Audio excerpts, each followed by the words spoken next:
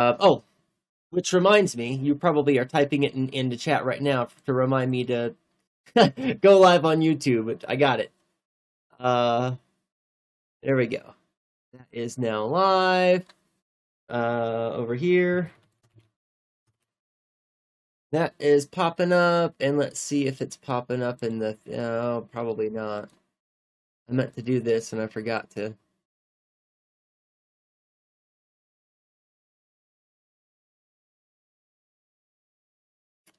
There it is.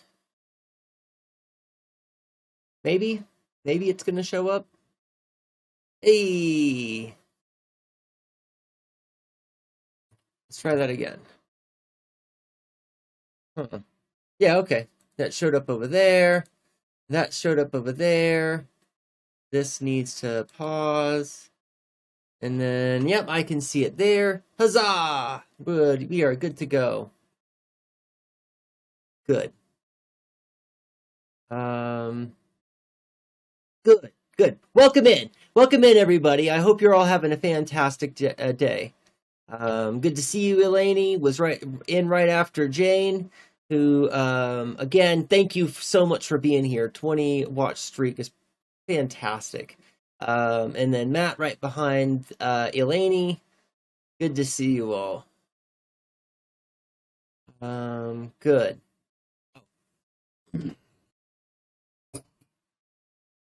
So I should turn off that heater. That might help. Cool. So, lots of stuff to talk about today. And most of it, I'm really not... I hadn't planned to talk much about Luigi or any of the other stuff that happened today. Okay, well, thank you for stopping by. It's really great to see you. And maybe I'll still be streaming when you get back, but either way, you got to go get your medications. So go take care of yourself, and I'll see you soon. Until then, be excellent to yourself and to others.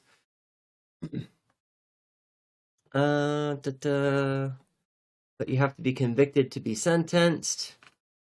Right, yeah, that's the thing. I wasn't sure either. But happy almost your birthday.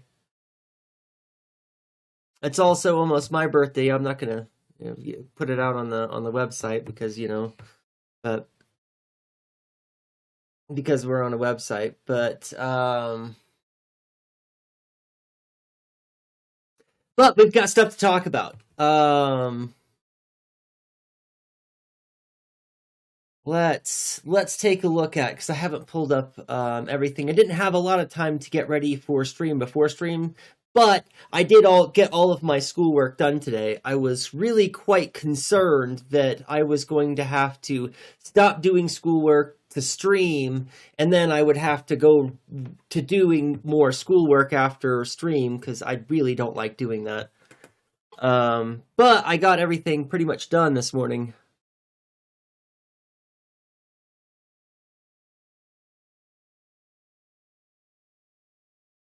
There you go. And I got everything done in enough time this morning that I was able to run to the store to pick something up. And on the way to the store, I noticed that my engine is leaking again. So even though I have this weekend off where I'm not going to be busy doing schoolwork, I will probably be spending some time under my van in the freezing cold outside, trying to figure out where the leak is coming from. Pretty sure it's the water pump. It's either the water pump itself or where that connects to the engine block, because it's leaking. At first I thought it was the block that's leaking, right? When I first put my head underneath and took a look underneath to see where it was coming from, it looked like it was coming from the crankshaft. Like water was coming out of the crankshaft, and I was like, that's not good. There should not be water in the crankshaft, but it was just, I'm pretty sure the water pump is right above the crankshaft, and so it's just either one of the seals or something on the water pump. I haven't done any research on it yet. I got the van home and got ready for stream, and here I am. So I haven't had much time to really prepare content for today, but that's okay because we have tons of stuff. Jane is going to miss us going over Anarch's video, but I imagine that she's already seen it. So we'll make sure to bring the conversation back up, right? Right, chat. Please help me remember the next time that I'm streaming when Jane's in chat to bring up the Anarch video and to talk about it so that we can get her perspective in the conversation. This case is too political for him not to be convicted. I don't know about that. I would have made the argument. It has occurred to me that I should make the text on the chat not go quite so far down. I wonder if I can... how easy that would be to do. I'm going to take a look at that while I'm still talking about this, because judges have remarkable power when it comes to deciding stuff like this, actually. So it's when it comes to things in the courts, they really are kind of unpredictable. In the same way that we can, and I'm sure that we've talked about this on stream before,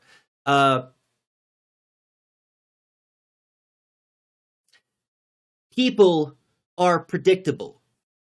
Individuals are not, and do not conform to models, predictive models. You can generally get within a standard deviation of confidence. You can get a good idea of how people in general will respond to kinds of situations.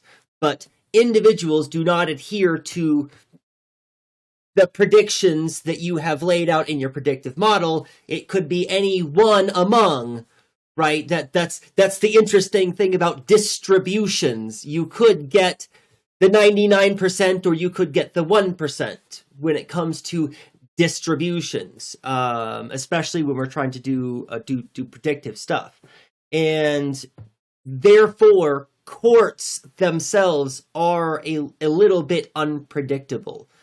In that we see general trends even in the judicial system, such that, and this is something that I think that we've talked about this when we were talking about Roland Dworkin taking rights seriously, the critical dive into the justice system, testing let me see if I can remember it off the top of my head.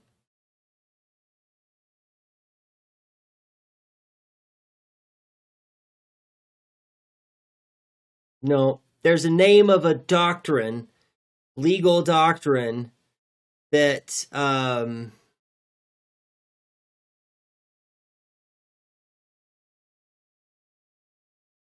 that is supposed to protect against judges being biased. But we've talked about how that has limits, and even if we have very complex rules with all of the precedent, with all of the laws, they all come together, even when we have really exhaustive frameworks for positioning things relationally to each other to determine justness. Sometimes it still comes down to a decision that a judge must make in very messy and very complicated situations. In most situations, judges find, and they don't have to figure anything out. 99% of the cases, judges find rather than make any kinds of determinations. But there are limits to what we can get with legal frameworks and precedent and laws all coming together. As much as that fills in the gaps, it doesn't eliminate all possibility of bias. So Oh, and I was supposed to be looking at this while I was answering that. I'm terrible at multitasking. It's amazing I can get anything done some days. Okay, this is there. I want that to just go like that. Goes the weasel. Huh, it kind of looks better not all up in the border of that anyway. Can you stop hopping so much around?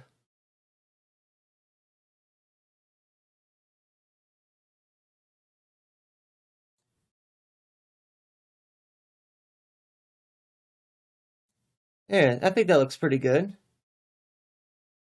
42, 22, 86.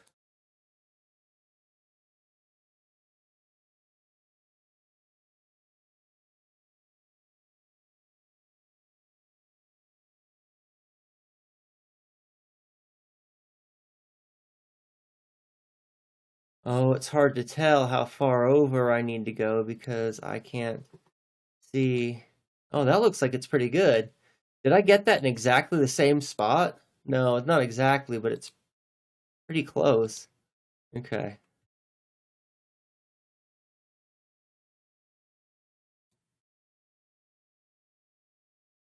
I think that's close enough. Anybody that can tell that the slight 2 pixel difference between the one and the other, because it is only a 2 pixel difference in height. Anyway, good. I think that looks pretty good. I think that looks better. And that way, there's not text over text, because that was a little bit much. All right, good.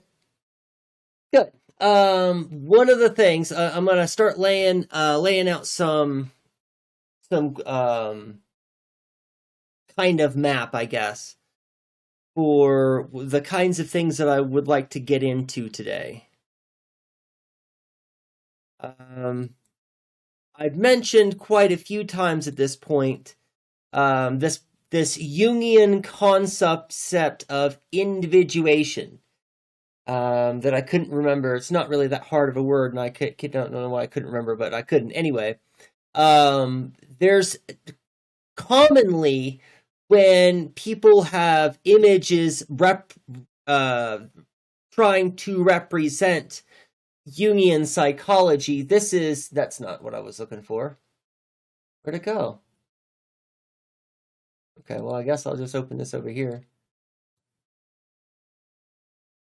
Nabbit, that was not what I wanted to do either. Oh, that's way too big. So, yeah. This is a common one that if you've done any Googling or any amount of research on Jungian psychology, this is probably an image that you've seen. And this involves we'll go through it later. I'm not going to explain this now. But these, I do want to talk about these ideas. I do want to real quickly throw out the caveat that I haven't read either of these articles that I have pulled up. I don't know how good that they are at explaining Jungian psychology or what they're about at all. I just like this picture in particular, and I'll talk about that and a little bit later. We're gonna do the video with Anarch and talking about ego, why ego is making us bad at conflict and ruining solidarity. So that's probably going to be right up our alley in our prefiguration journey, right? And then we're going to pick up this conversation, framing this. And why don't I have, here, let me,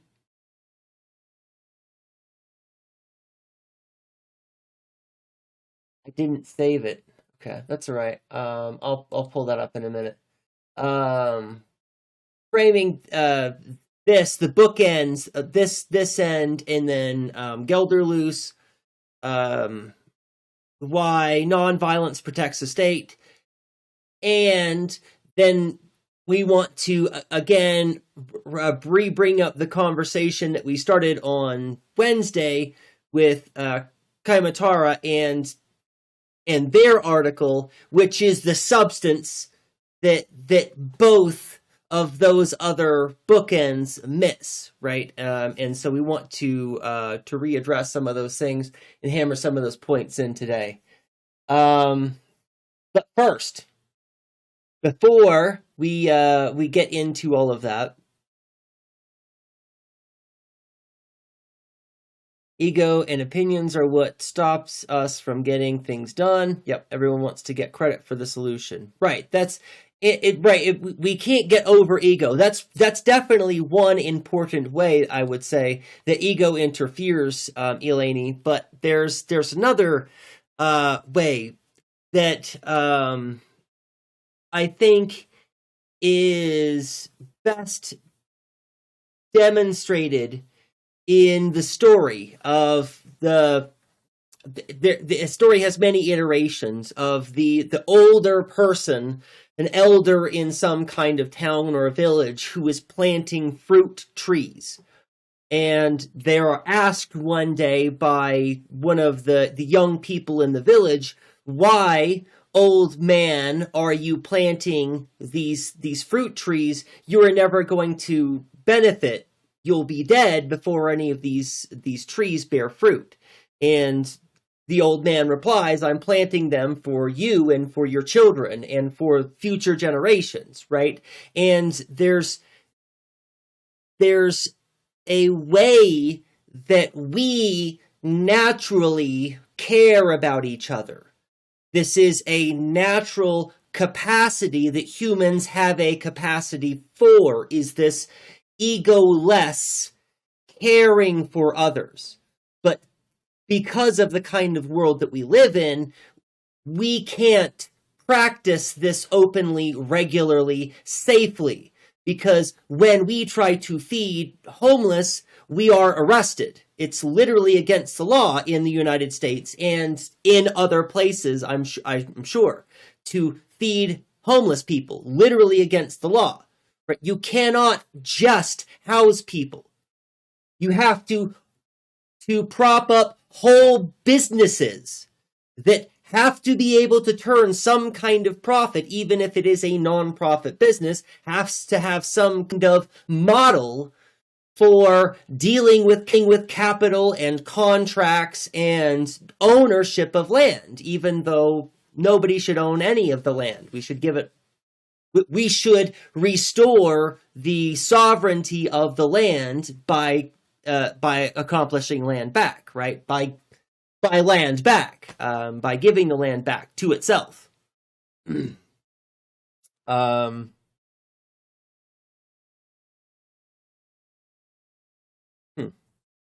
Through this individualism and introverted nature of our society, yes. Have you seen the happiness curve? I'm not sure what you mean, the happiness curve. If you've got a link or something, I'll check it out. I'm supposed to be...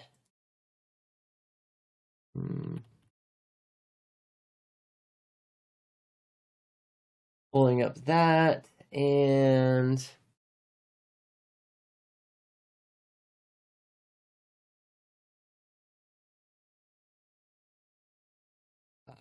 that'll probably, hopefully, be the right thing.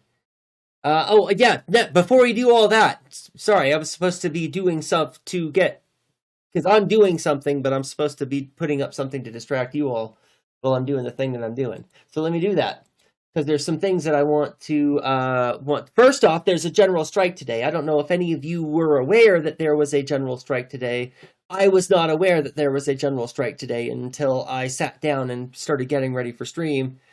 Life gets worse with age until your 40s, and then it gets better. I think I agree with that, actually.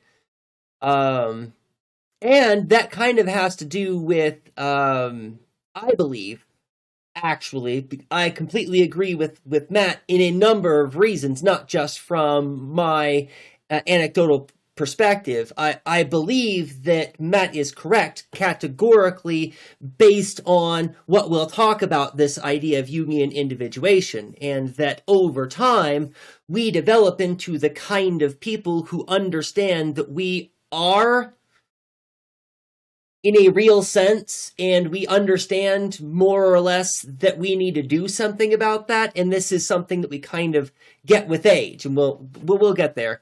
But that ties in perfectly to everything we're going to be talking about today. Here's my but first. Not that. Pro streamer here. Here we go.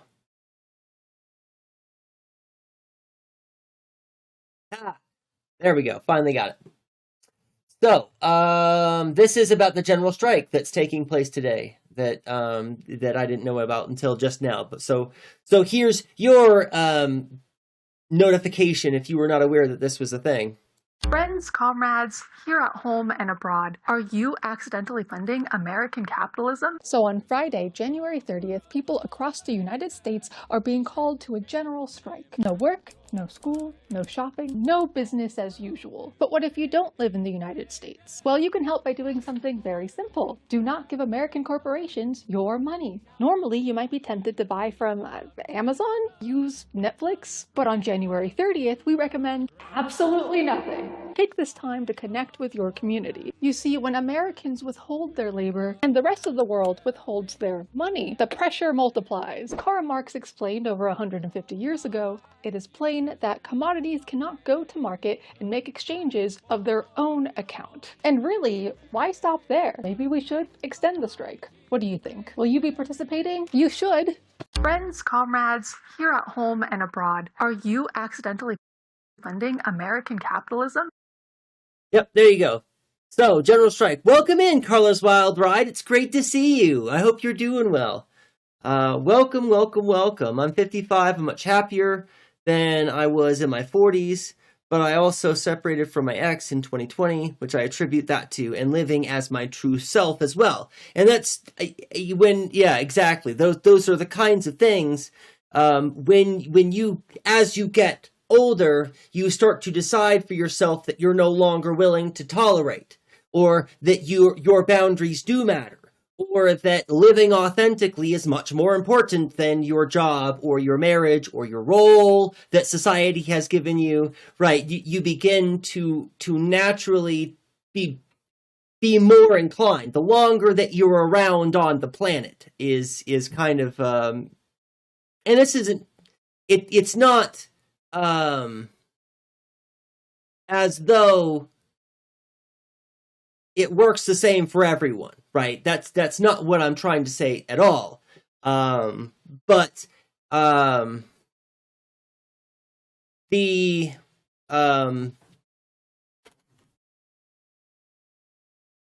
can't help it, is what the way that Jung explains the relationship to our authenticity. It's something that is unavoidable if one finds any value to themselves whatsoever. This will translate into them necessarily finding value with others that they find valuable. And from this value relationship, we decide what kind of what's the way to put it? What kind of characteristics that we would like to attribute to this thing, this that's not it. to where did the picture go? Here we go. To this thing. Right. So, right, the animus. So this is where the animus is us, our persona. The thing that we build is our persona. And it's closely tied to the ego, which is something that is both part of our interior, private self that we don't share, but it's also necessarily part of that persona, that external thing that we show to the world, that mask that we show to everyone else. And based on this relationship, our valuing of ourselves and valuing of others, between this is forged the mask, right? The values from this relationship, we forge the elements that we will include in the mask that we want to show to the world. And the more that we do this, the more that we learn to value others and the external world, and the more we learn to value ourselves. By us building this pretend ego, this pretend mask, the persona, we validate parts of this, the actual self. And when we validate this thing decides it wants more of that. And over time, as it grows more accustomed to establishing values, and those values being taken seriously by others in the world, right? Because that's part of it too. It's not just an internal battle. It's not just internal conflict. It's always a relationship between our value of self and our value of the world, and how we are valued by the world. So there's a whole lot of stuff going on there. I feel like the happiness valley is shifting younger as we can't afford housing. That would make sense too, I think. And I haven't taken a look at that thing that you shared yet, Eleni. I'll hop up right over to that in a second. Salam alaikum. Welcome in.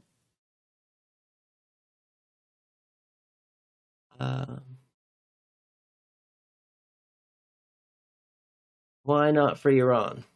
Yeah, it's that generally when you first come into a chat room, it's best to kind of feel the room and try to get an idea of what's being talked about and what's going on. Jumping right into a conversation of Iran right now is not on the list of stuff we were going to do today.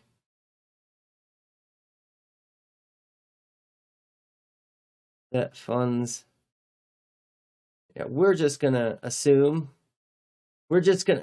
you're not here in good faith, which is unfortunate.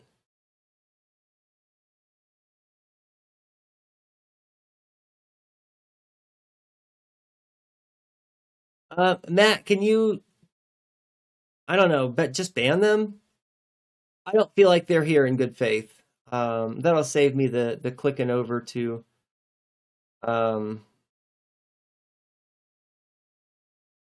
yeah, thank you. Some days I don't mind entertaining a little bit of bad faith. I mean, we went on and on and on with human wrongs, right? We entertained that for a long time, despite the fact that they didn't have anything valuable, anything substantive, and they were here clearly in bad faith as well. Some days you want to entertain the bad faith, and some days you just don't. Today's not one of those days. I want to actually talk about this stuff and not get distracted with somebody that's not interested in good faith conversation. Yeah, that's there's just no point. Right. That's going to be a waste of everyone's time here. But I do want to go back to the general strike, and so act accordingly for all of those of you who capital, because when a lot of times when these things happen, I go, oh no, I didn't know, but like my consumption is so little, I don't spend any money. As much as I can avoid it, I go to the grocery store and buy groceries, and then I come home. If there's any other stop, it's stopping by the dispensary, right? That's food, dispensary. That's it. I don't do much shopping for household. I don't buy clothes. I don't buy kitschy stuff for the house. That's not part of my consumption habits. already, so I don't have to change much generally when it comes to these kinds of things. But it seems to me like there should be more things that I could do with regard to it's over here now. This kind of thing. I spent a long time being over there on that side of the screen, so now I've got to get used to that the content is this direction and not over here in this direction anymore. People of Iran deserve both no Israeli interference and no theocratic government repression. Right. And it doesn't have to be one or the other. Dilemmas don't exist in the real world. We had a whole conversation about that on Wednesday. 1 second, I've got to deal with the sun that's quickly about to make it an issue in here.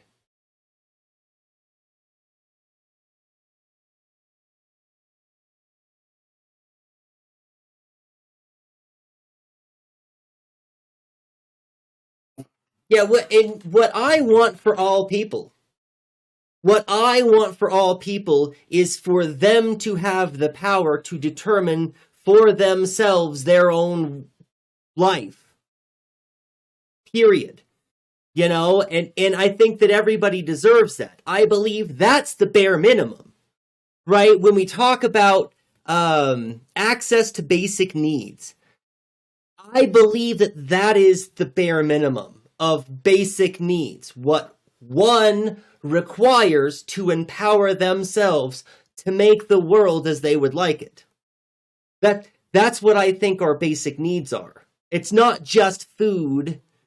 It's not just shelter, though those things are necessary. And this isn't a bread and roses conversation. It's kind of more, right? And this is a bit of a tangent. We'll get back to the videos in a second. But this is something that I'm growing more inspired about, being a college instructor, especially with a lot of the... Now, that's going to be a waste of time. I'm encouraged with a general shift in the attitude and language of my students who are concerned about human rights concerns. And it's not just that they're concerned about people being faced with brute violence. My students come into my classroom understanding that homelessness is violence, understanding that not having access to health care is violence, that a government which prohibits people access to their own medical autonomy, even abortion, is a violation of their human rights and human dignity. And I don't have to teach that to them. I don't have to lead them to those conclusions. They come into the classroom knowing that people ought to have a right to those things. People ought to have a right to live in a home, to be sheltered, to be out of the elements, out of the heat, out of the freezing cold that's literally killing people in the United States right now. Ice is killing people all over the United States. It's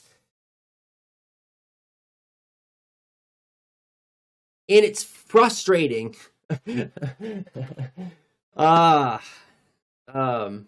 Anyway, I don't want to get too off. That was a tangent, but I believe that people have a right to their basic needs. And what their basic needs includes is bread and roses, but also knowledge and power and ability and authority. That's one of the things that we've kind of lost focus on in this channel, and this is authority. This is the thing that I have been chasing for several years. The thing that got me into philosophy in the first place was that it was clear to me that there was something wrong with our understanding of authority. And this is it. This is all tied to the same thing. We are literally the authorities on everything. We have the power to just make the world any way that we want. The amount of power that humans have to change the world is really beyond magical. It's beyond incomprehensible. It is, we literally could make Star Trek reality. Like, we could do that. We just have to understand that we can and should be doing that, and have some kind of consensus. That's generally the thing that stops us. And what this is a back and forth that individuals have with their society around the concept of authority, because society doesn't make authority. The individual doesn't make authority. Governments don't make authority, though they are doing a very good job pretend that right now.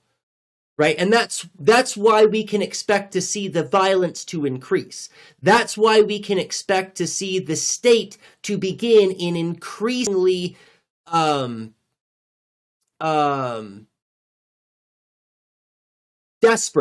increasingly desperate ways, because the empire in which we live understands that it's not just fragile, it's about to collapse. And we're on the precipice that humanity has been on a bunch of times, right? Either we have a revolution, or we descend into fascism. We've been here before. The material conditions are a little bit different, but they are still those material conditions.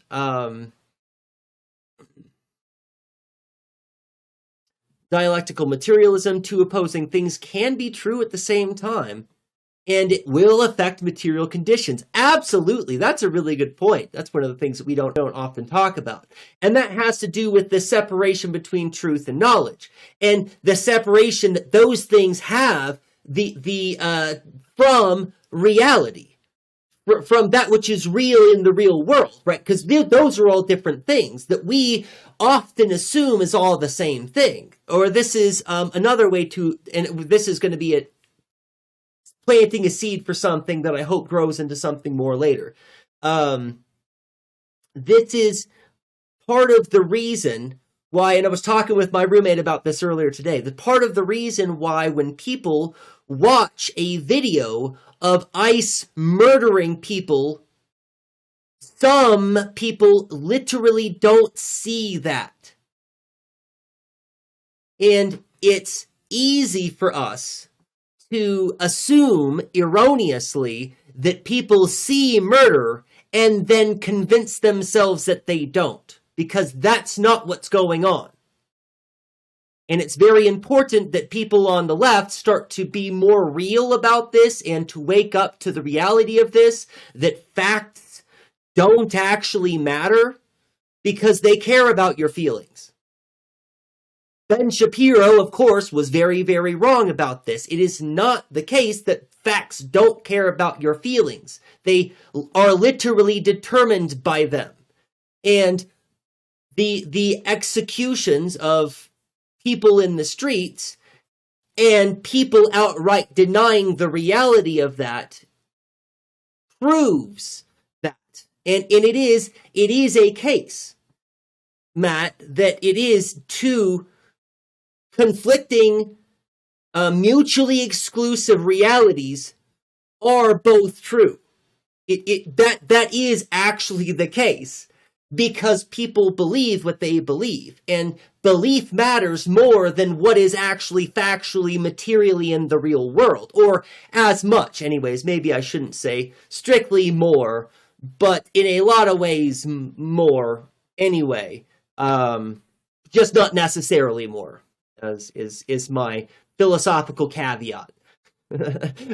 For clarification, and by clarification I mean muddying the water a whole bunch for later. But anyways, that was all just aside, planting some seeds, just getting some ideas out, really, a lot of this. And thank you all. Let me just take a moment, too, since we're already excited. And thank you all for helping just be here, being my springboard, because I really don't have any idea what's going on. Sometimes I try to think like I understand how to read material conditions and make predictions about but I mean, I have no idea what's going on. I'm not smart. I don't have anything figured out. And I am just a person on the internet saying words. So hopefully some of those words cohere, because they're helpful for me. Right? Getting these ideas out and saying words to some of these ideas is helpful for me, because I don't know what's going on and I don't have this figured out, and I don't know how to articulate it. So this is a whittling down of whatever it is that we're trying to get to. It depends on the situation, which matters more. Yes, exactly, Matt. Like ice can be the breaking the law, but if it's not ever enforced, what's the point of ever citing the law? Yeah, that's and that in struggle for this morning. That's that I saw a lot of politicians and lawmakers who were talking about passing new laws to restrict ICE, or passing new laws requiring ICE to do certain kinds of things that are already laws, that we already have, that they are already blatantly violating without any kind of regard and without any kind of consequence. Right? And that's the fucking problem, is we don't have accountability. Laws don't matter if there is no accountability. That's something that people often don't understand, why we have laws in the first place, right? We have the conversation, well, why pass gun laws? Because criminals aren't going to follow gun laws anyway. They're criminals. That's not the reason why we have laws. And by that logic, why should we even have laws against theft or murder or anything? Right? That's to deter people is not the reason why we have laws. Accountability is the reason why we have laws, is that there is a process, is that there is some kind of consequence enshrined in the law that we all know is the consequence for doing the thing that is bad for society. And if there is no consequence, then no law fucking matters. Period. And it's not hard. It's not complicated. It's not like people need a philosophy degree to figure out that. If there are no consequences, laws don't matter. And right now in the United States, there are no consequences for Trump, or for ICE, or for police, or for the CIA, or for the FBI, right? These institutions aren't just ruining our lives. They have been ruining people's lives all around the globe, all throughout history, as long as the United States has been a nation.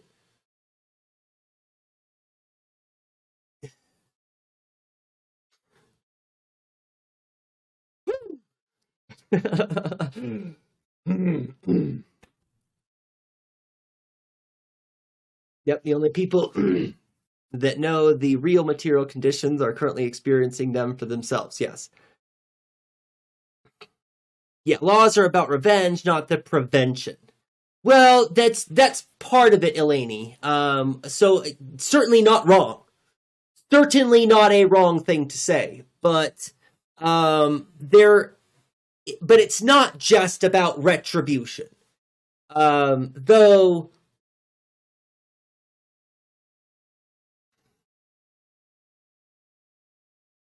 Though now that I think about it, much of the pushback that I was going to lobby against your comment has to do with the intention of laws in the first place, and not necessarily the function of laws as they are right now. If we look at the function of laws as they are structured now, I've got no notes, actually. Right? But I do have the pushback that that maybe not what laws should only be for. Right? That's my pushback, is maybe that's not the only thing that laws ought to be for. But yeah, at least in America, it absolutely is. And that's, I can't actually push back against that idea, because by their function, that's pretty much it. That's pretty much it. Justice needs to be restorative, or it's revenge. Yes. And that's in the United States, and it's not just the United States. So the United States gets their judicial system from Britain originally. And although ours is somewhat distinct in that we stole some ideas from indigenous people and incorporated those into the precedent that was already the long-standing British tradition, but anything that came out of indigenous thought that got assimilated doesn't have the force and substance and the goodness that made it valuable in the first place. It just gets distorted into. So let's think about the system of checks and balances that exists in our United States government right now. I think is a good example of this. Is something that we stole from the Haudenosaunee Confederacy. It's how they went about the process of back and forth between disagreeing powers. But instead of it actually being a helpful check that balances power relationships like it was supposed to, what it is it's a big facade. It's a big paper tiger that actually allows people to just do whatever they want to behind the scenes. Our governors, those who have ruled the nation, have the entire time just done whatever they wanted to. And we have these things that the American people have been taught about in their civics classes as though these things had some kind of function, but it was always just placation for the masses. Our democratic representation process is nothing but placation for the masses. It's a way to give us all the mass illusion that we have some kind of democratic control over our lives. And because we have this illusion, we don't understand that we are not free. Right? In the same way that Americans believe that freedom is having the choice to choose among which of the insurance companies that they give their money. They believe that that's freedom rather than understanding they should not be required to pay money to anyone for anything for any reason, because money shouldn't exist. It doesn't have a right to exist. It does because people keep putting their hopes into it, or their will into it. Europe and Canada make fun of America for doing the same thing. They do, but slightly different, right? Yes, that's something that I think is really kind of funny, that other nations do point and laugh at America, kind of a lot, but.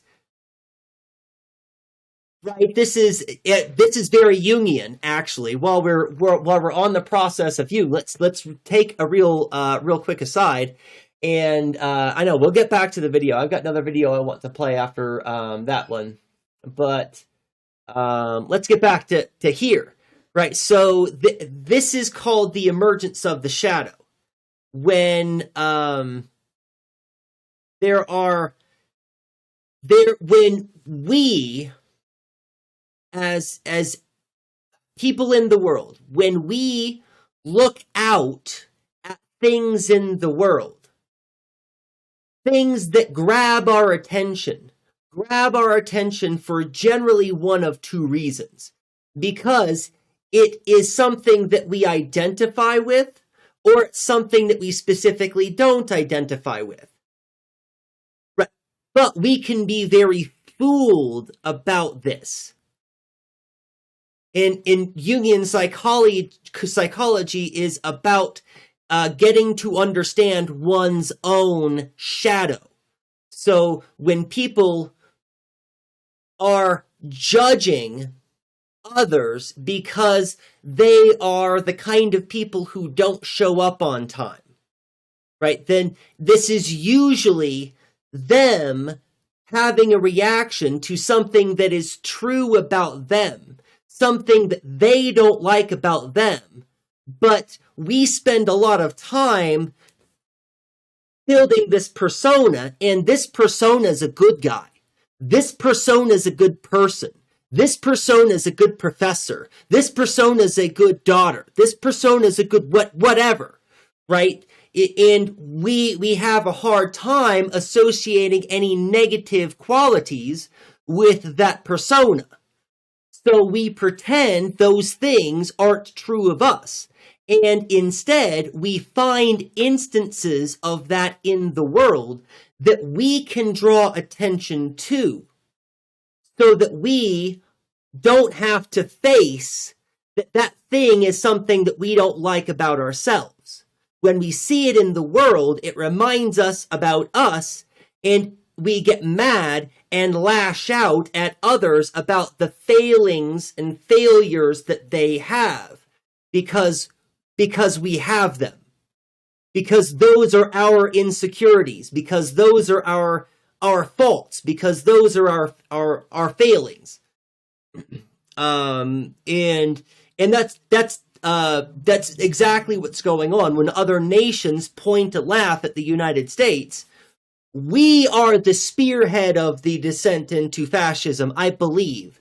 Though, I mean, England really has been kind of going, imagine us step for step, right? If we think about the way that they deal with racism, if you think about the way that they deal with anti-Semitism, if you think about the way that they deal with trans people and the queer community at large, right? It's kind of England and the United States has been step by step, but England doesn't have the global power that we have, I think is the biggest distinction that we would have to make there.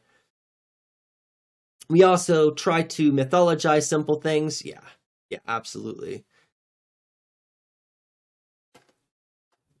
England is the blueprint and we are the idea and practice. Yeah, we actually got it right. England was the blueprint and wasn't successful in building an imperial assimilation machine. But though they did build us, and then we turned into the most powerful empire assimilation machine on the planet. Okay, cool. Let me get back to this, because I think this is pretty powerful stuff. Oh, you all can't see what's going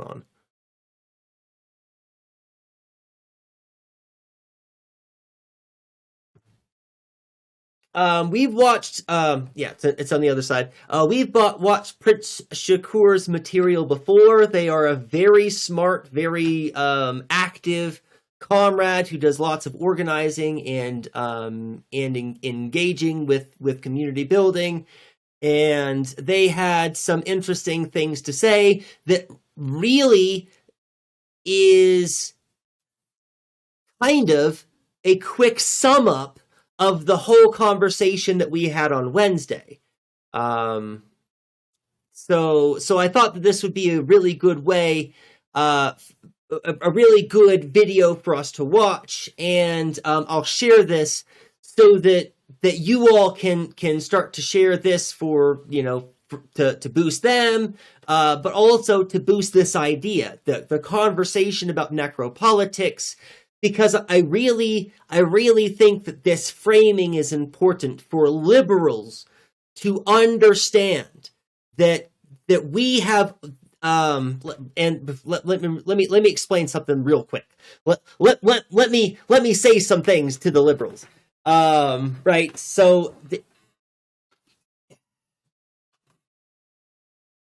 and this has to do with a conversation that we had on Wednesday, but also it's a conversation I've seen in lots of other chats around Twitch recently. Welcome in, Dark Ray Otter. I hope you're having a fantastic day. Great to see you. Yeah.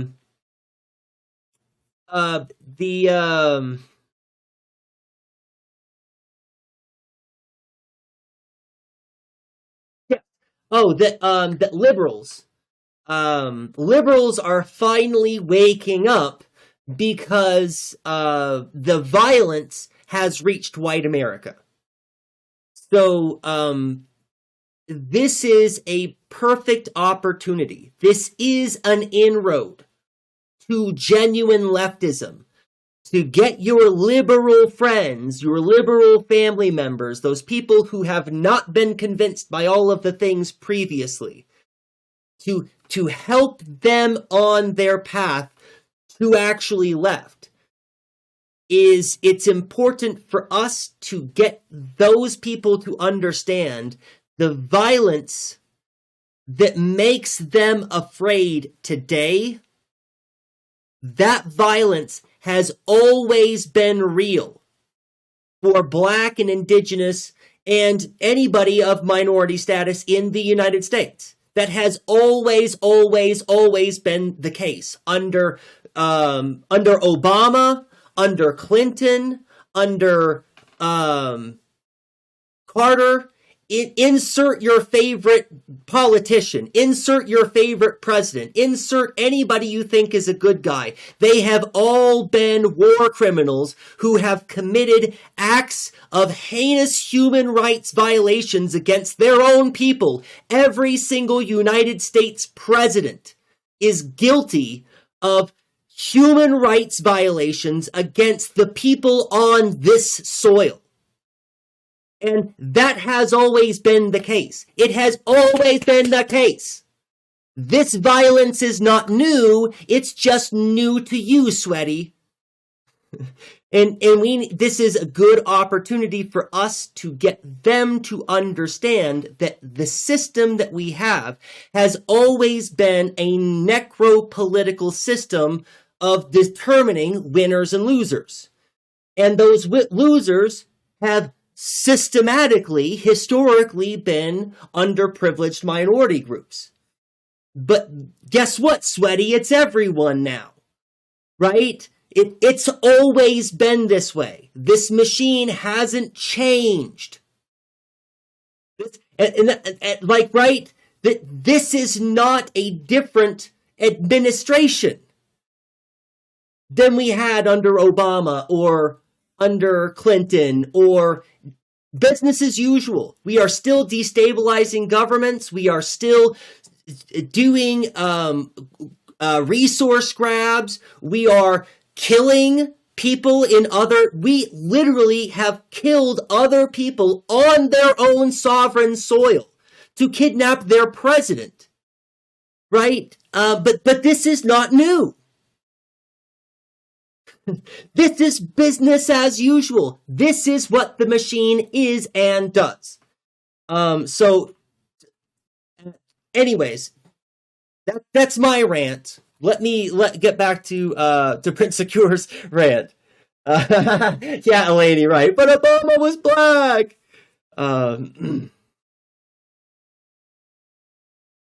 Song about a liberal waking up. Just came out today. I'll put it in your Discord. Oh, absolutely. Fuck, I am the enemy. Oh, wow. That's going to be good. Good. I have a fantastic Ray as well. I did say have a fantastic Ray. Excellent. But yeah, let's play this.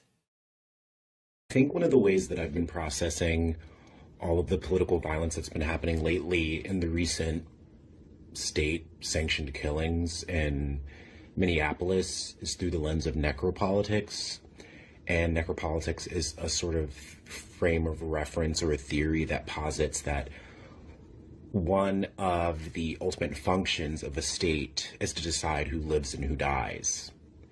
And that's truly what's chilling about this moment, to realize even more that the checks and balances of the American project have always been illusory, to continue to realize that all of the struggles towards prison abolition, police abolition, Black Lives Matter over the last 10, 15 years, all of the anti-war movements, so many different movements are converging right now in ways that I think absolutely terrifies the state.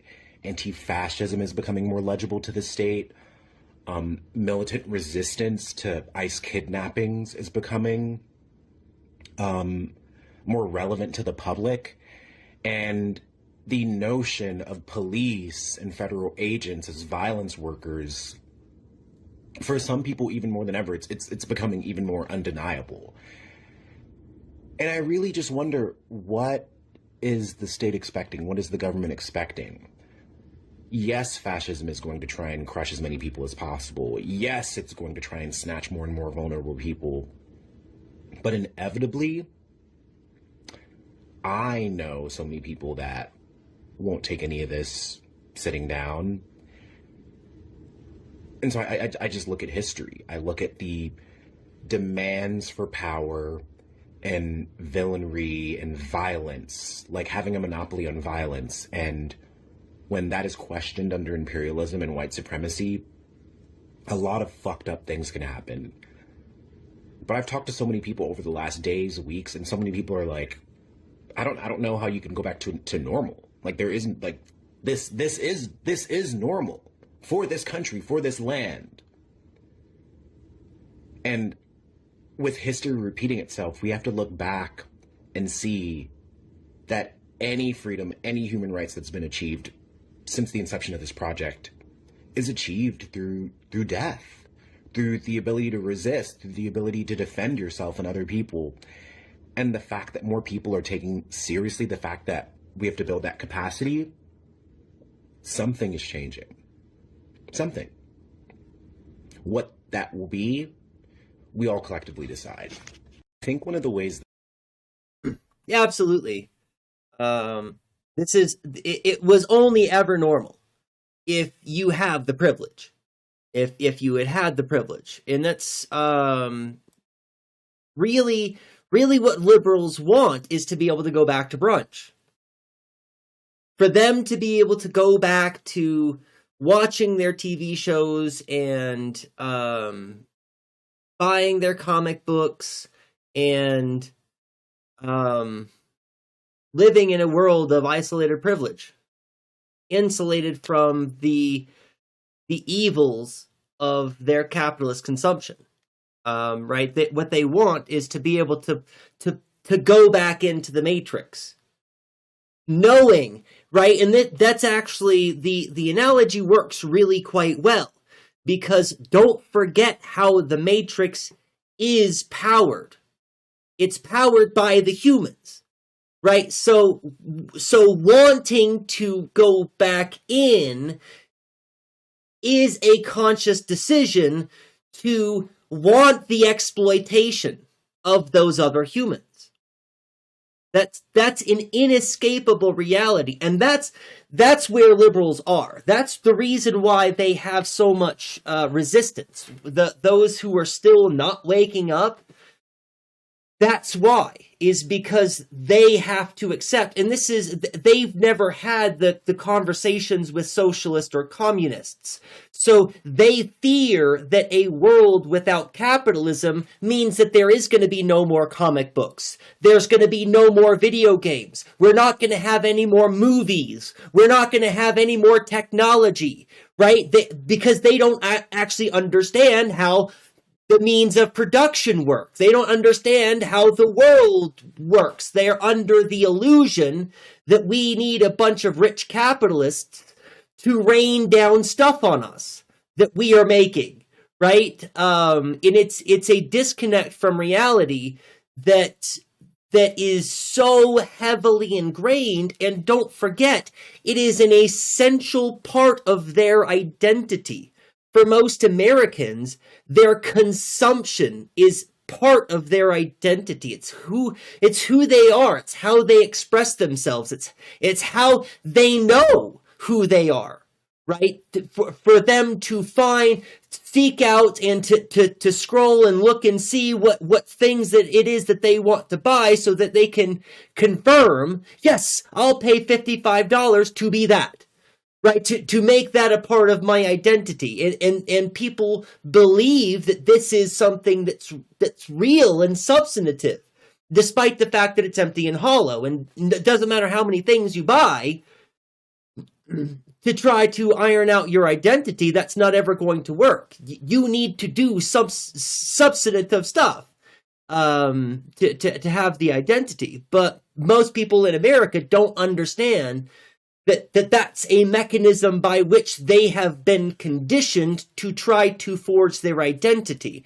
And so this does tie back in, again, back to, I thought for sure it was going to be up. I thought for sure I got it right this time. Back to Jung, right? When it comes to how we decide how to build the identity, right, we look to the values of the, I got to figure out where to put me. Right, we look to the values of the outside world to tell us the kinds of things that we should value. And this does make sense, because that's how we understand the world, is by communicating with others, and by getting things wrong sometimes, by working out the differences. And right, that's a natural, normal thing. But when the external world is telling you the way that you build your identity is by buying stuff, right, you do that. Most people don't think to question all of society as it's shaping them as a little child, right? Yeah, swipe credit card, new personality incoming, right? New leather jacket, now I'm a biker, right? Like, and it happens with men. They think that because they have money, women will want them, and some women are the greatest upholders of that. Yeah. I think that there is definitely some truth to that. That's it's the mythology of the American dream, right? It's all part of, it's tied. The mythology of the American dream is tied to this patriarchal white savior, of course. It's the white savior complex. Breadwinner, right? That there's a quote unquote dynamic or social expectation, and it does persist.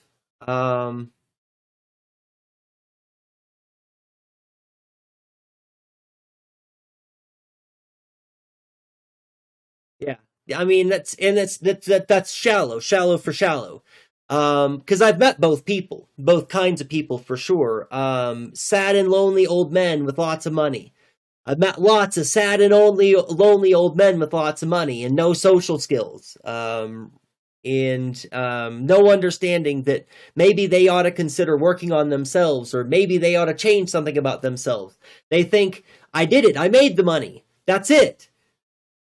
Where are the women that society owes me, that society has promised me?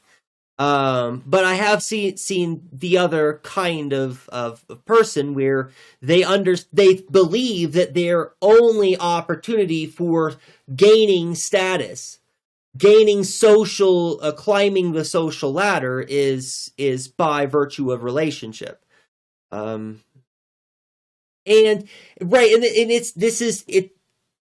the world enforces this, especially in, STEM, I think is a really good example. Young women or femme-presenting people who end up in STEM research have a very high dropout rate.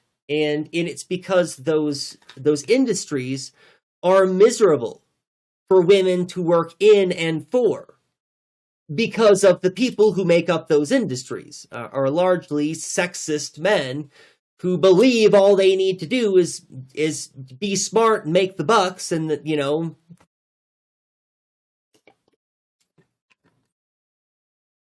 And when you are told by society, when your boss pays you less for doing more work, right? When you're told continually by society that your work is not as valuable, why would you keep trying, right? And that's the thing when we are trying to figure out the ego and the self and how these things come to be, how people, because it's not just about how people make decisions. This is one of the things that I'm really struggling with whether or not I should change my perspective on how I teach my ethics class, actually. Is that the idea of an independent moral agent who is an independent decision maker, this idea is wholly incoherent. Doesn't exist, actually, in the real world. But there is not an individual autonomous agent who has free will to make moral decisions. Such a thing does not exist in the world. All moral agents are conditioned moral agents who are subject to the consequences of their action. And in a capitalist system, caring is harmful for you. We talked about this. You can be arrested for just feeding people. If you give people the money out of your wallet, you can't afford rent. Right? That we are conditioned beings. And even entertaining as a hypothetical thought experiment that there's a person standing on the edge of a set of train tracks connected to a lever that they can pull, right? This whole, none of this makes any sense, right? And this is something that I bring up. So in my ethics class, we go through the process of talking about the primacy of moral norms. That came up in the last stream too. It's the tendency for moral considerations to supersede all other human considerations. At the end of the day, typically our morality prevails even over laws. When there are laws against doing the right thing, historically, they won't persist. People will just decide to do the right thing, but sometimes it takes a while. This is the primacy of the moral norms, the tendency for moral considerations to supersede all other considerations. The primacy of moral norms is a relationship. It is part of the moral community in which we find ourselves, that we are shaped by, we are determined by the values of the moral community in which we find ourselves. But as members of the moral community, this is materialism, dialectical materialism, simple for those of you keeping track, right? As a part of that collective, you have power and the ability to shift and change other people's attitudes in that moral community. You are a member of the moral community, and members of that moral community are conditioned, this is part of how the moral community works, to look to each other for coherence about their actions and behaviors and the kinds of things that we should value and the kinds of things that we should consider just. Wow.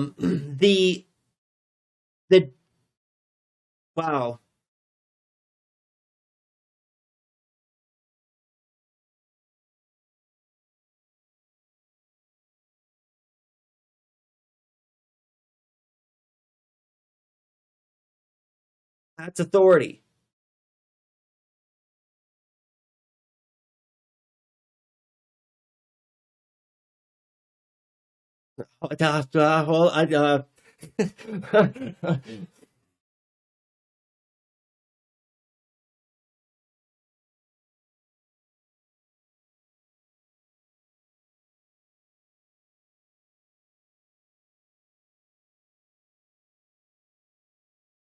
Okay, no. Okay. Okay. I mean, yes, but I cannot explain that tangent. Um,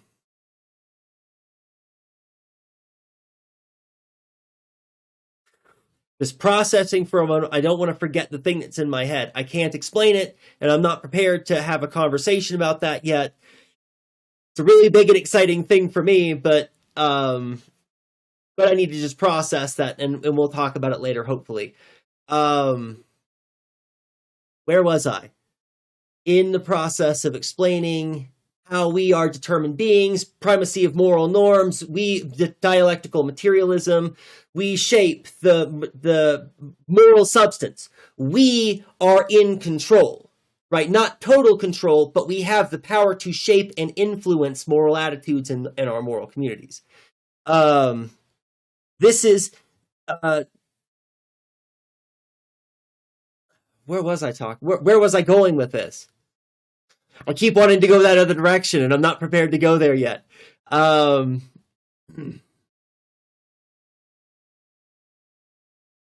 that's how these things become entrenched. Right? It is not as though there are single moral actors who are doing actions, and those actions are in any way like they're. Oh, right. Getting to the trolley problem. Right. So the part of the problem with the trolley problem, lots of problems we've talked about. But the idea that some moral agent would be directly responsible for the lives and the health and safety of other moral agents to whom this moral agent has no relationship, that idea is actually morally incoherent. And one of the reasons why our brains often have trouble processing the idea of the trolley problem. Asshole instructors like me force you into these uncomfortable dilemmas. Because we see the value in the kinds of thinking that can result. But assholes like me make that recommendation because we live in a world where we already we believe our identities to exist independent of the moral world. And that's because now I'm tying in plurality.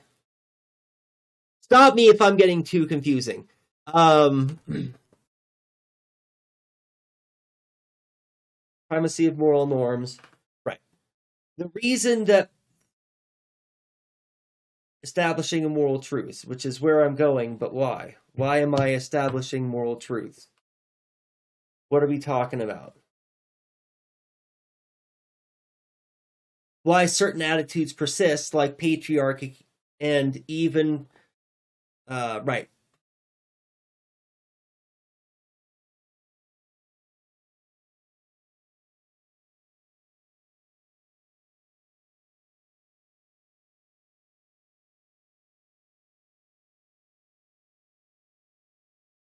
Right. We are conditioned by that world of others, and we learn to become the beings that we are. Right, right.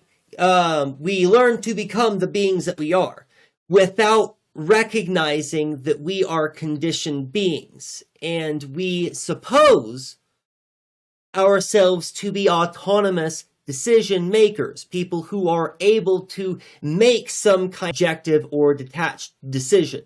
We are the kind of people who believe that we can entertain thought experiments like the trolley dilemma, and that this has any kind of meaning, but it doesn't. We believe this only because we are actually detached from the material world and the recognition that we are conditioned beings who don't have autonomous control over our decisions or how we have come to have the value systems that we have, right? We are not responsible for how we come to understand the world. This, right? That's what I'm trying to get to. We are not responsible for how we come to understand the world. We come to understand the world by the tools and resources that are given to us by our parents and by our institution and by our governments, right? We are not ever taught in our society. We are never taught how to make moral decisions about how you ought to be in relation to the moral world in which you live, which is literally the most important thing in your existence. There is no other more important thing that you should care about in all of existence other than your moral relationship to the others in the moral world around you. That's the only thing of salience and importance, actually. Money and nationality and gender identity, all of those things are not important in comparison to the fact that we live in a world of others. And that is the world of others is what determines, got a little bit ahead of myself, the establishment of political bodies. I got a little bit ahead of myself and I don't know how to backtrack now. That nobody ever brings up trolley stop on their own.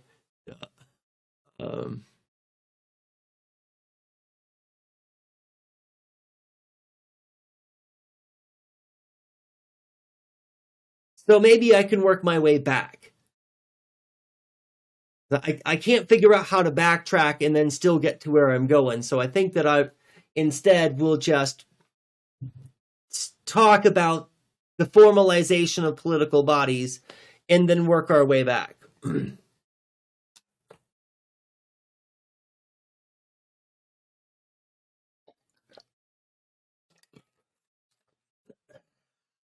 This all ties into authority. I can't wait to go back and watch this VOD again later.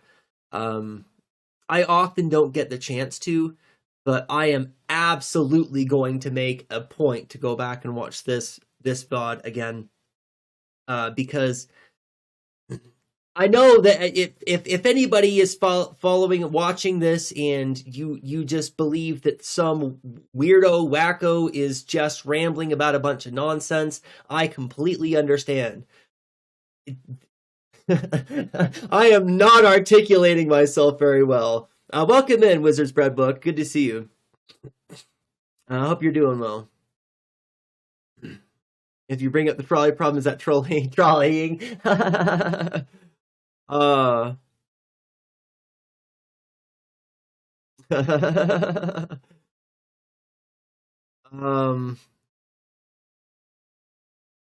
Yeah. Okay. So let's go with the formalization of political bodies. So this is actually okay. So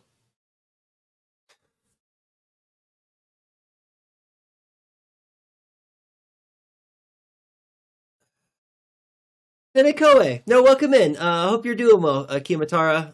No worries that you're late. I'm glad that you're here. There's a few things that I want to ask you in particular, too, and talk with you about. Right now, I'm trying to figure out where I'm going with the thing that I'm talking about.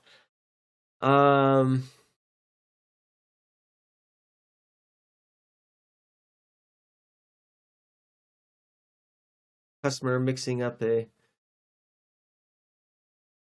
pounds torque wrench with I don't even know what NM is, but I know what a pounds torque wrench.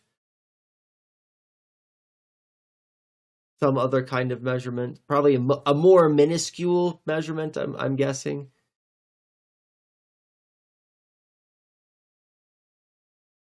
That's pretty interesting. But welcome in. It's good to see you. Hope good. Yeah, I'm just collecting my thoughts, everybody. Thank you all for your patience. It's already been a pretty fire conversation, I think. Um, oh, Newton meters. Huh. Okay, that's the metric. I didn't know that. I learned something new today. I mean, torque wrench is a torque wrench. I understand how to operate a torque wrench, and I bet I could look up the. But if you're not keeping track of which one you're doing, that is a big difference in measurements, and I would imagine it. Yeah.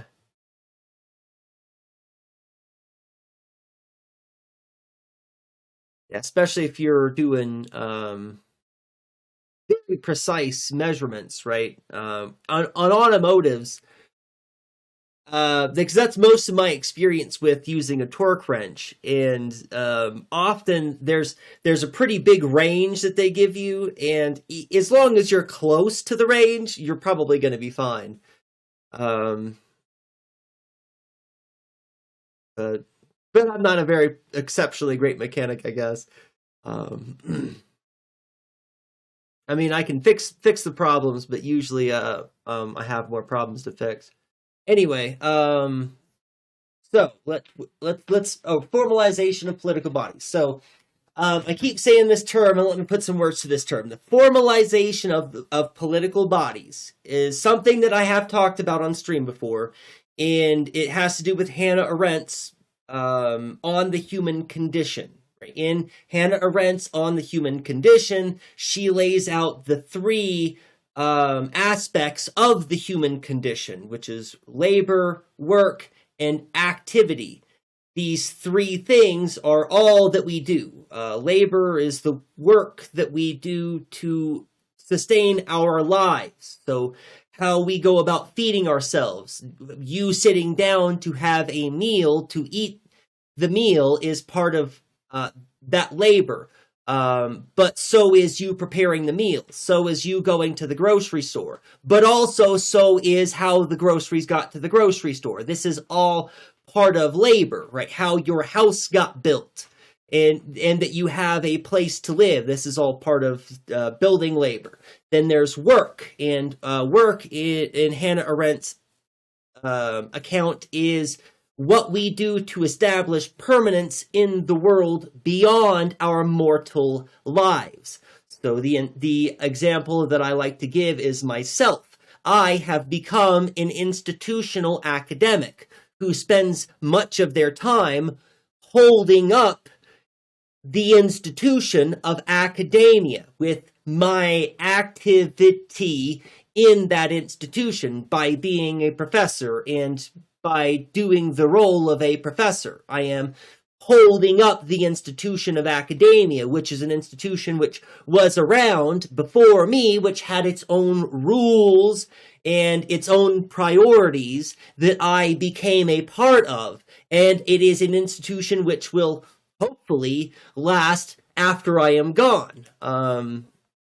So that's work, right? Labor is what we do to establish our survival by feeding ourselves and taking care of our survival needs.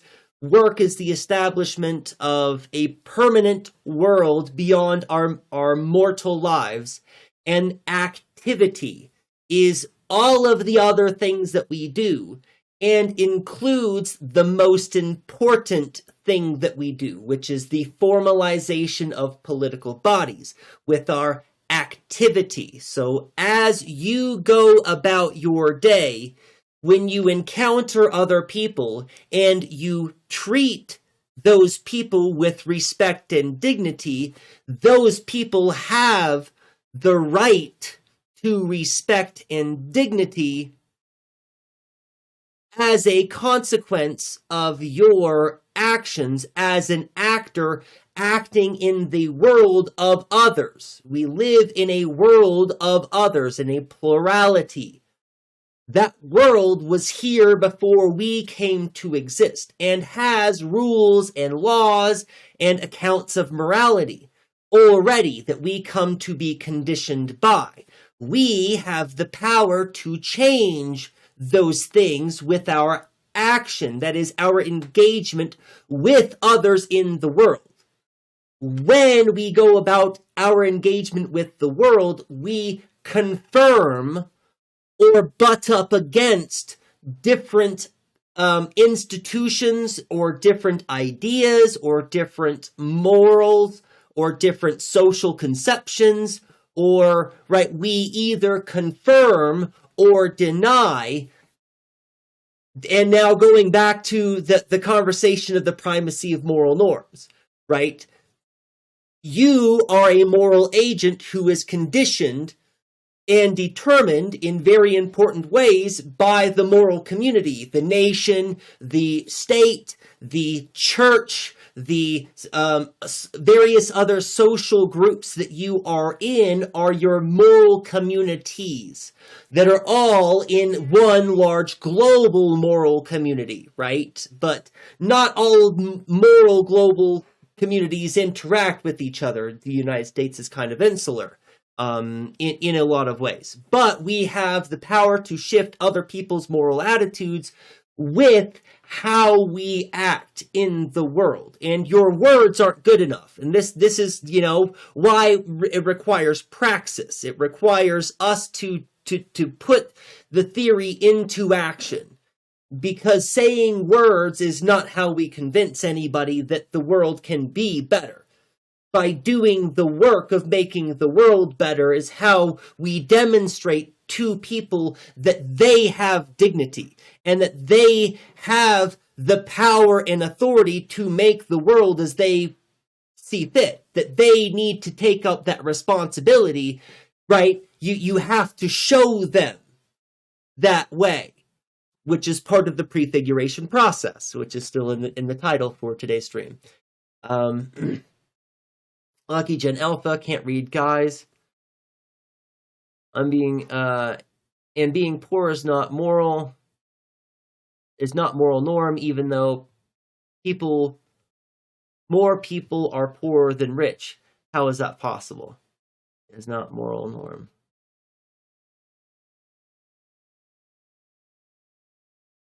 I think I understand what you mean. Okay, it took me a second. I gotcha.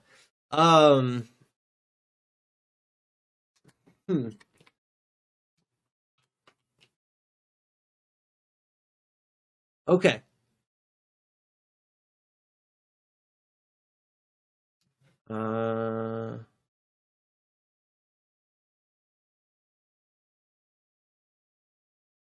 Starting to wonder if there is a Trekkie who is a sterner fan that calls Ghosts of the Mind the Borg.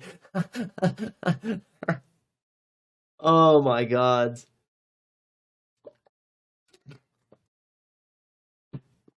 That's good.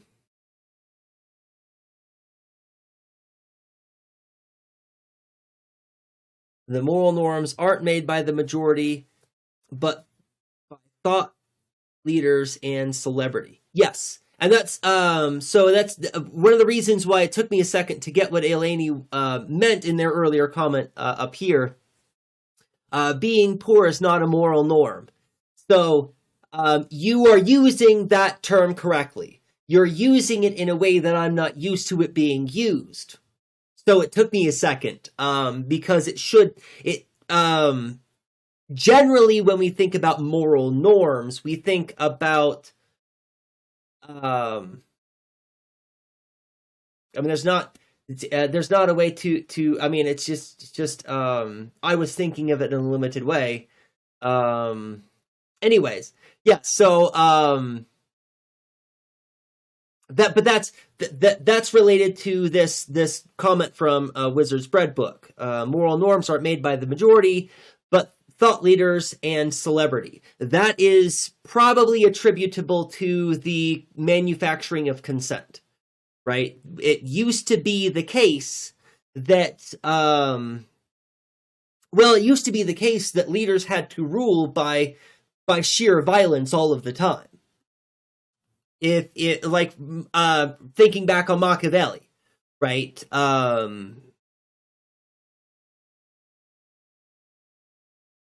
When when we first established leadership, preceding Machiavelli now, when we first established leadership, that leadership would have had to be leadership that was proven. And if we look to the oral traditions of indigenous people on their methods for selecting their leaders and also holding their leaders accountable, because they have real systems of checks and balances, right? How they elect and hold those leaders accountable is a process which really has to do with that person's ability to fulfill the need of the people, right? So it's a position that's not just earned. That's not really the right way to say it. It's a position that's fit for the right person, right? And I think that in our earliest conceptions of leadership, all leadership would have been that kind of thing. Somebody demonstrates skills and abilities or competency such that that they have earned some kind of deference. But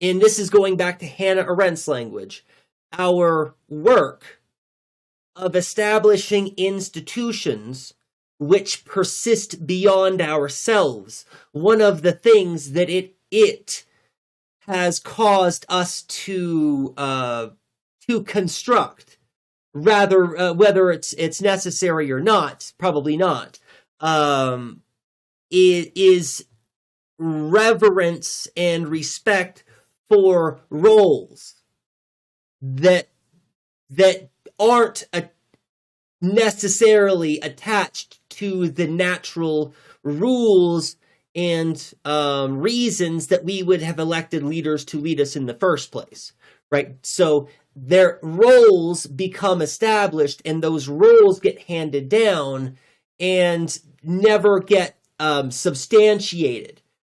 And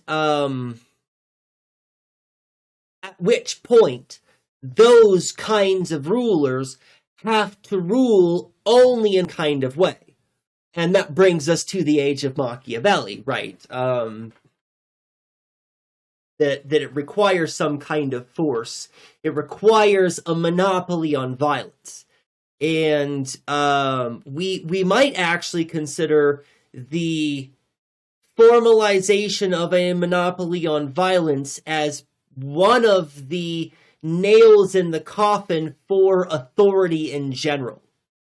For am I getting too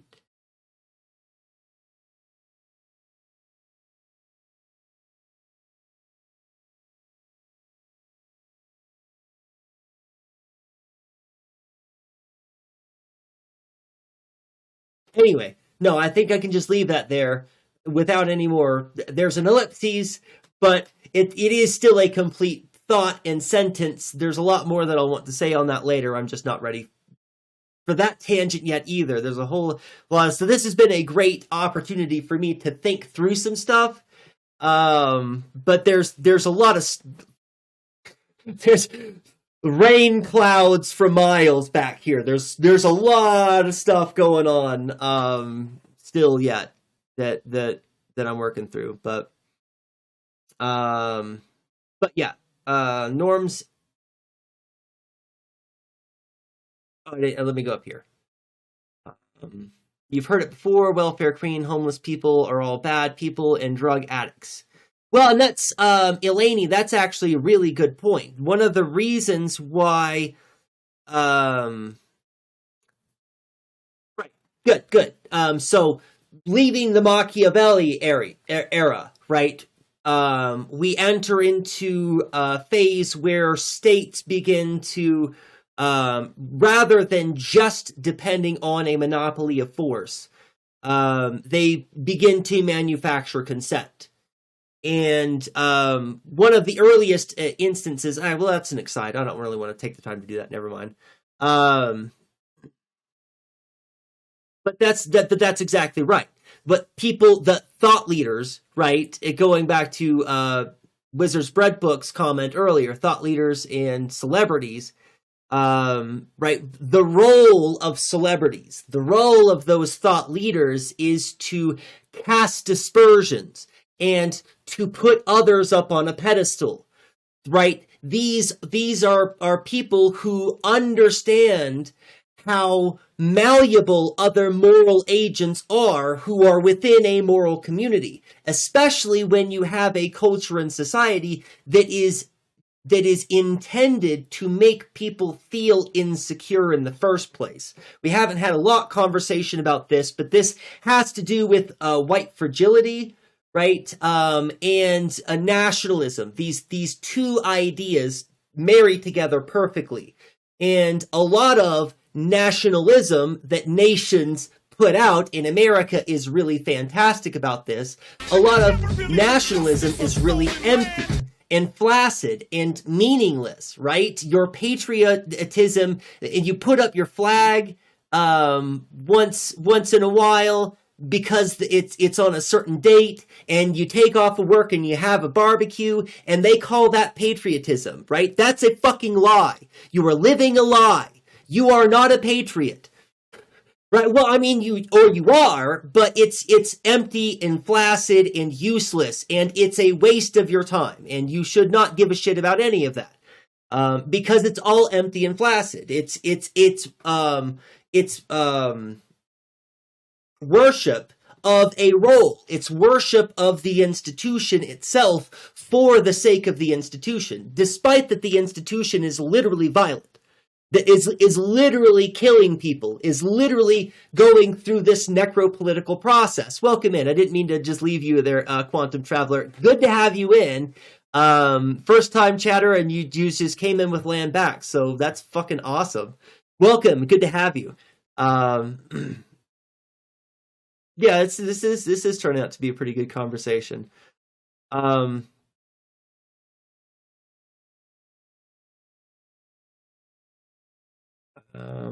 So the Wizard's Bread book, the transition from expertise to authority. See, I have a problem with that. This is something that I struggle with. The Kiyomatara has been back and forth with me about this too, and it's my fault. It's my fault. It's my deficiency. It's my failing. That authority means a lot of different things in a lot of different ways.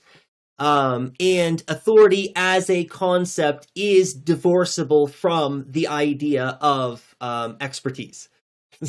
Sometimes I have a hard time remembering because I have a certain belief about what authority is, and what authority is necessarily tied to expertise always. And if it's not tied to expertise, well, it's something else. But that's not really helpful. It's not helpful in having conversations around state power and how they use their authority, right? How they use their power and authority, right? So yes. Transition of expertise to authority is a good way to think about it, of that. But I would say, rather than thinking about it a transition from expertise to authority, it's more of a actually, it's from one kind of expertise to another kind of competency, which might, I'm not sure if I really want to fuck around with those words too much. Maybe we'll delve deeper into that distinction, but it's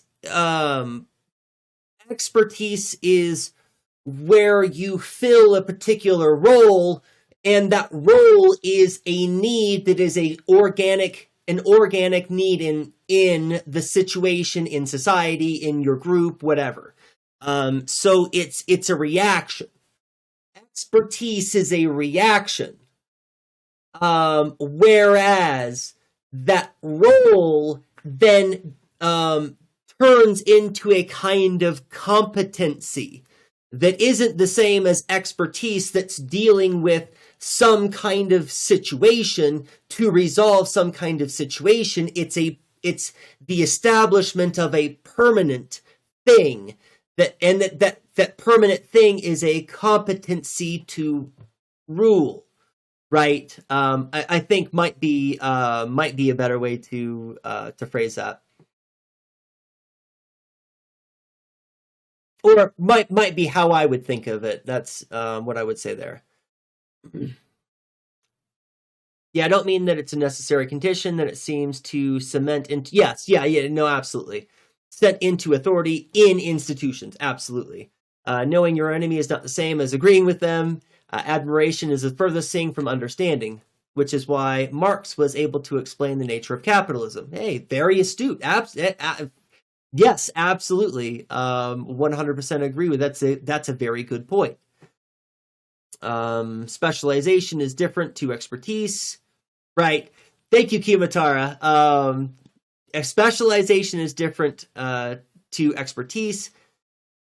In my opinion, exclusive specialization creates bargaining power, which turns obligation into exchange. Right. Right.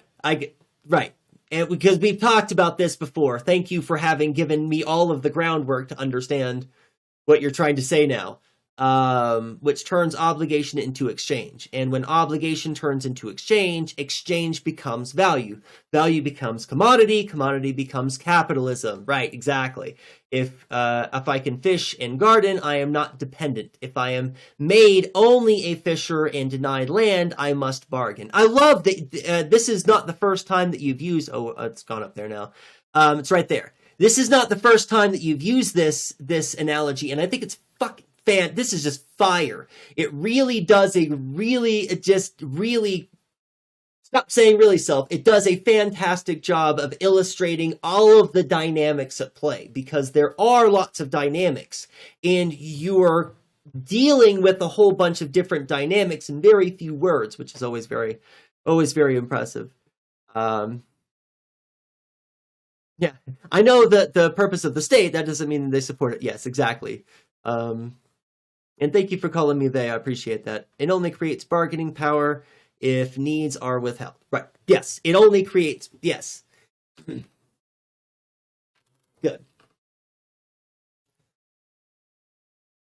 And at this point, I think... the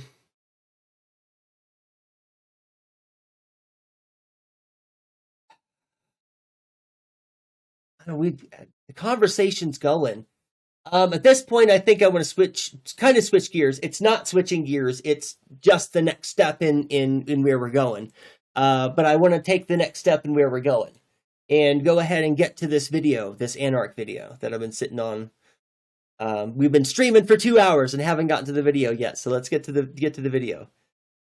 Oh, no, they is perfect, Eleni. Thank you. Appreciate that. And that's good tactic. And let's just take a moment to highlight how fantastic a tactic that this is.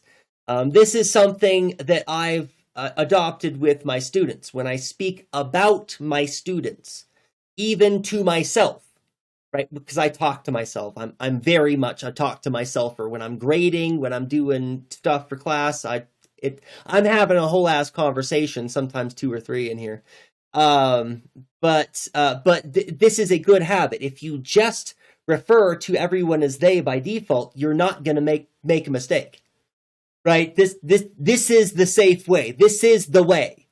So thank you, Eleni. Appreciate it.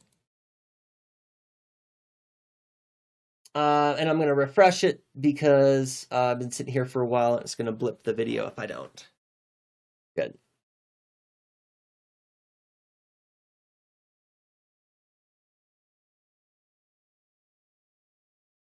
Come on, video. Sim.Sam says, Daniel, you say you enjoy and get a lot out of conflict. What is the best approach to get into that mindset, you think? Because I really want to enjoy it, honestly. probably the first step is stop attaching your ego to it. I think what is happening with a lot of people when they get into conflict is they're immediately thinking about themselves. What does this person think of them? What does that mean about them? And they start thinking lots of self-thoughts. I think that people need to stop thinking as many self-thoughts. Stop thinking about you and yourself when you get into arguments and start thinking about ideas, the concepts that are being discussed. People need to separate themselves from their ideas. I didn't mean to pause it right off the rip, but I wanted to pause it right off the rip. So earlier I was talking about how moral agents aren't independent moral decision makers. They believe that they are, and they believe that they are because they're actually detached from the material moral world in which they actually live. Their mind, their thoughts, and how they understand the world is over here in this hypothetical intellectual space, which can entertain abstract ideas, divorced again from the material world. The tendency that anarchists talking about for people to insert the ego into conflict is a result of this detachment from the moral reality, because you, as an identity, are inextricably connected to all of the others around you. There is no identity or ego independent, right? But this is an intellectual mistake that most people make. And they make the mistake because they suppose that they are an independent ego that is a discrete decision maker. And that doesn't exist.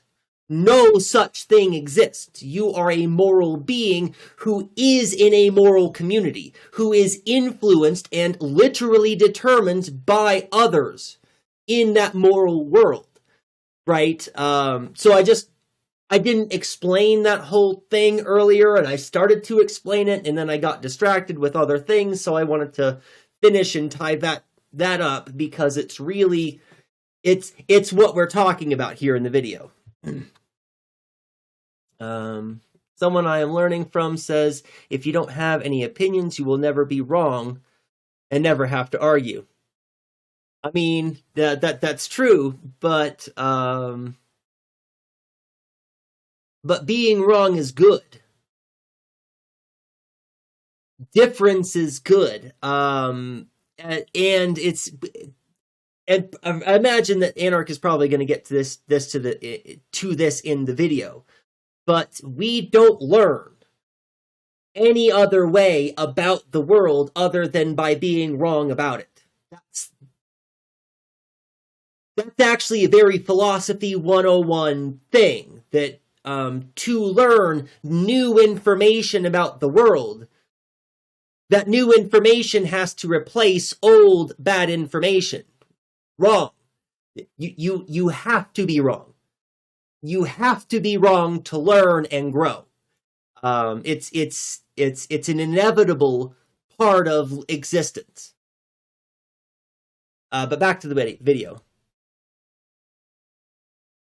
Okay, I've suggested this before, and people give me rebuttals and all this. Like, some people can't separate their ideas from themselves. No, that's not true. You absolutely can discuss ideas dispassionately, and you should try. It's a good thing to be able to discuss ideas dispassionately. If you cannot separate yourself from your ideas, then you need to learn to practice more free thought that is less inhibited by ego and self. You need to start thinking about how you can disattach yourself from ideas so you can look at them objectively. Then, don't get me wrong, find your subjective relation to the analysis that you find. But if you cannot disattach yourself from your ideas and look at them from an outside perspective, you probably don't understand your ideas as well as you think you do. And that also means that when you get into a conversation, if somebody starts to undermine your ideas, you're probably not prepared to counter argue because you never thought about your ideas deep enough to understand where somebody might counter argue against you. You didn't think about rebuttals and then your rebuttal to the rebuttals and then the rebuttal to your rebuttals to the rebuttals and so on and so on and so on. If you want to be prepared to have conflict, healthy conflict, you need to put yourself in a process where you're thinking about your ideas dispassionately. You need to be able to think about your ideas from every other perspective. Inside my head, anytime I entertain an idea, I'm immediately entertaining the opposing viewpoints to those ideas in the worst ways possible. I'm thinking about people who have the exact opposite perspectives from me. I'm thinking about how a fascist might respond. I'm thinking about how liberals might respond. I'm thinking about how authoritarian leftists might respond. I'm thinking about how any variety of other ideologies and viewpoints might respond.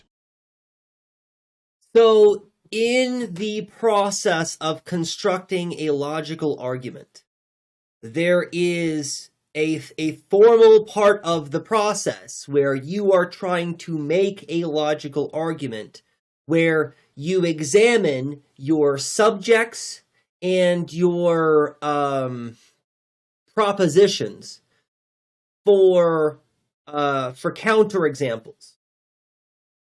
You, the person who is making the argument, is supposed to look at the argument and go, okay, why is this trash? It is. That's how you are supposed to approach the process, is after you have figured out the subjects that you want to include and you've arranged them in the relationships that you would like them, you then look at that and go, why is this trash?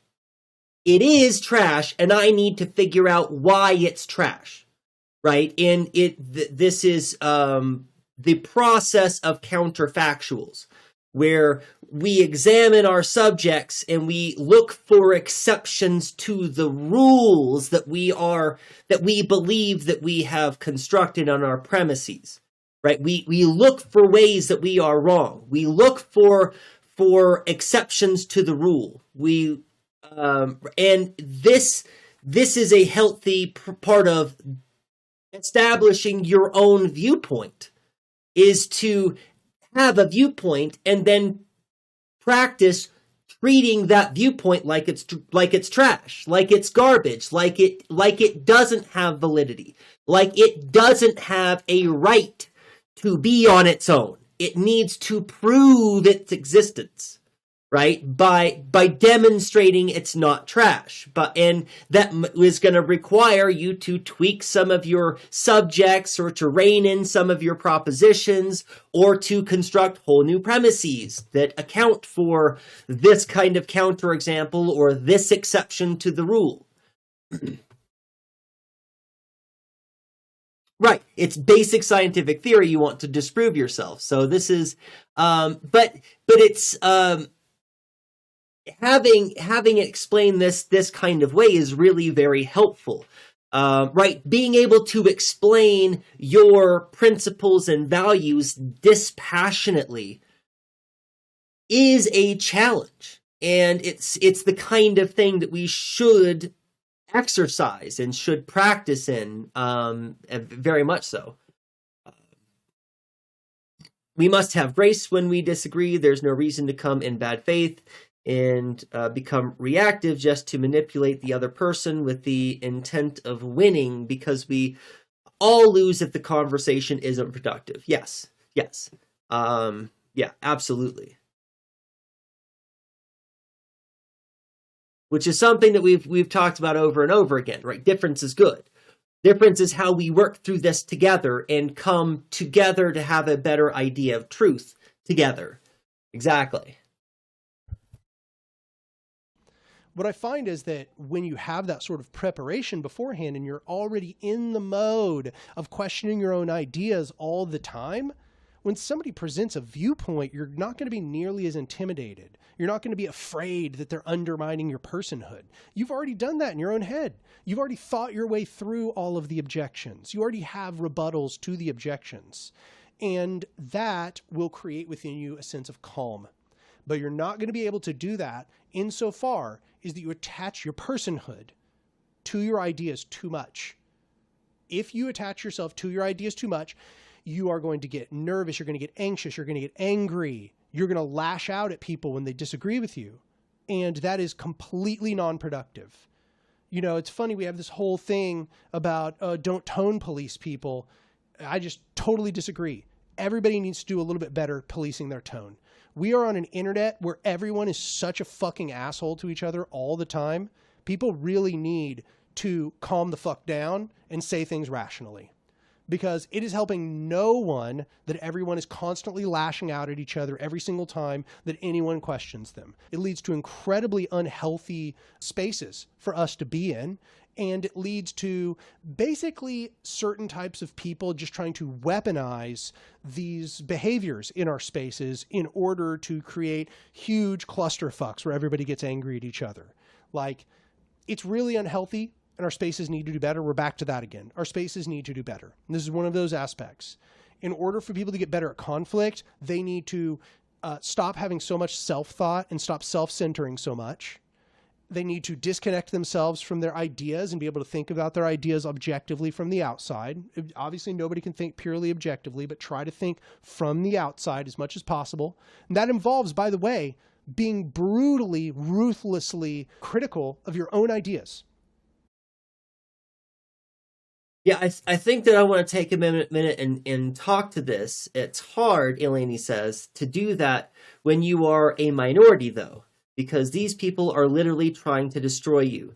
Like when people want to take away your social security and they are literally trying to kill you. So how is that easy to detach yourself from? I have no pushback for that. Anarch, I think, would. Well, but I have some things that I would say about it.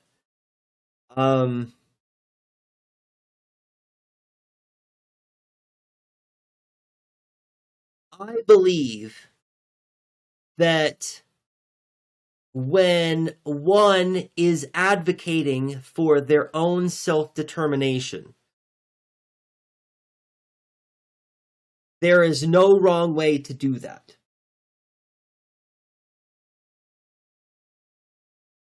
Or, to state this more clearly, as a moral observer who is observing some other person, I'll phrase it this way, as a moral observer who is observing some other person who is fighting for their own determination, my determination is there's no wrong way for them to do that. And the consequence of that, what I mean, is if you are a minority and are using impassioned language and you are advocating for your beliefs and you cannot detach yourself from that, okay, I find no fault. Right? How somebody fights for their own survival, for their own freedom, for their own right, I think is the choice of the actor, the one who is doing the fight. I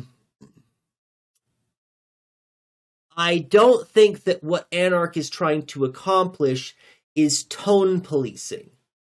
I think that maybe there could be a rephrasing here, right? Perhaps it would be better for Anarch to talk about the advantages to using certain kinds of strategy, the advantages to one's own intellectual process by engaging with ideas in a certain kind of way. So weird. Dogs are just barking at nothing. So I don't think that Anarch is wrong in the point that they are trying to make. But I think that Eleni's pushback is more than just a little bit substantive.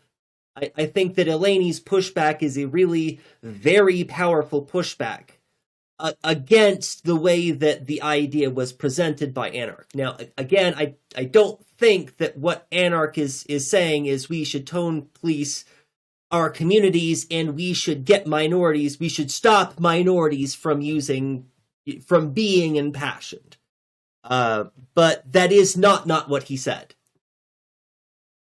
Right, and his perspective, I've never been in a position where I've wanted to call Anarch out for his privileged position, because his perspective is usually better at picking those things up than even I am. As somebody who's very practiced, he is also somebody who's very practiced. But I think this might be one of those kinds of instances where, as somebody who has been afforded some luxury of being able to detach, right? I think that maybe there's a little bit of his privilege there, that he doesn't understand the inability for some people in some kinds of situation, because their survival is so imminently threatened. No, I don't. No, and I know I didn't think that you were doing it wrong intentionally, and I don't think that you were trying to call him out. You were just trying to add on to the conversation. I'm doing a little bit of call out. Right, so you weren't trying to say anything, and I hope you don't think I'm trying to put words in your mouth. I'm saying that brutal and ruthlessly examine, challenge our beliefs. Yes, absolutely, that's what we need to be doing. Absolutely. Good. Yeah, no, and I think that Anarch would probably not disagree with much of the general sentiment that's going on in this conversation. Right. I think that he would probably recognize that maybe there's a different way to frame the approach that he's talking about as a useful tool.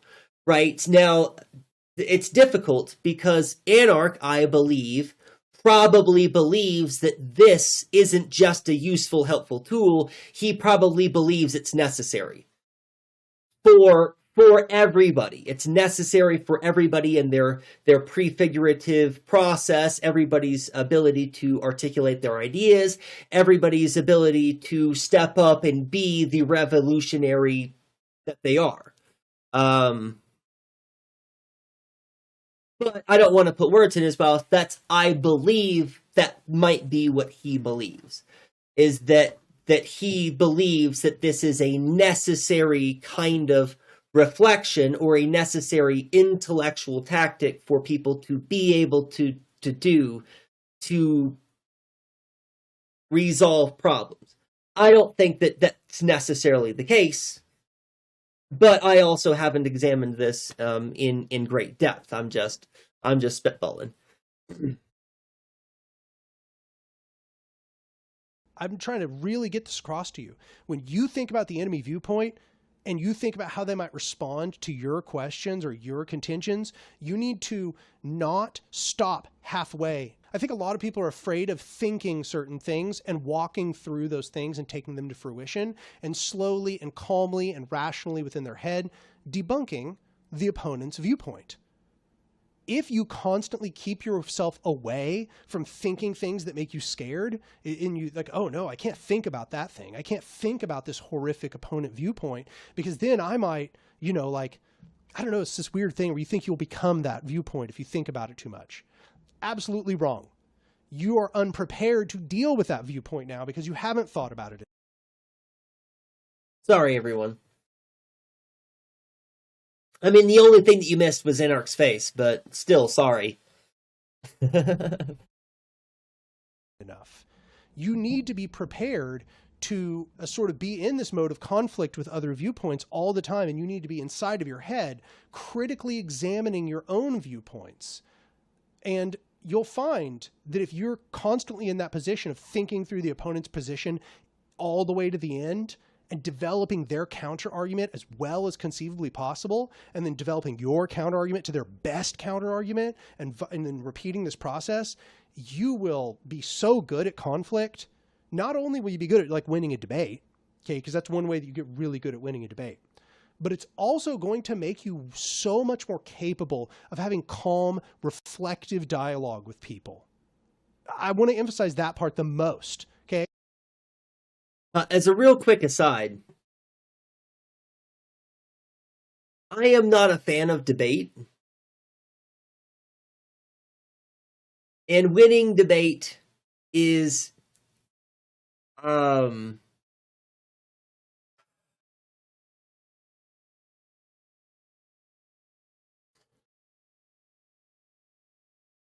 it's always not the point. It's always not the point. Winning at debate means you don't understand the point of dialogue, right? It's not something you win. And I'm not poking at him at all. I'm not, because I don't think that Anarch believes this, but he is appealing to debate bros. I imagine that Anarch has lots of debate bros in his community, and so he's just speaking a little bit to those debate bros, and that's fine. Cater to your community, that's absolutely fine. Do that. But I'm just, as an aside, I can't stand debate. I don't like debate tactics. I don't like to engage in debate. I don't like to do debate. I don't like to watch debate. Generally, I've seen some good ones. There are some that I would say that are worth watching, but not really. Anyway, back to the video. This is not only important in winning debates, it lets you stay calm and have deeper conversations with people instead of just freaking out, lashing out at them, insulting them, trying to get them to stop. The reason you're doing that is because you're afraid. You're afraid of what they're saying. You're afraid of not having a prepared response to them. Or, and don't get me wrong, there are certain circumstances where you're lashing out because you realize this person is like the enemy. Don't get me wrong.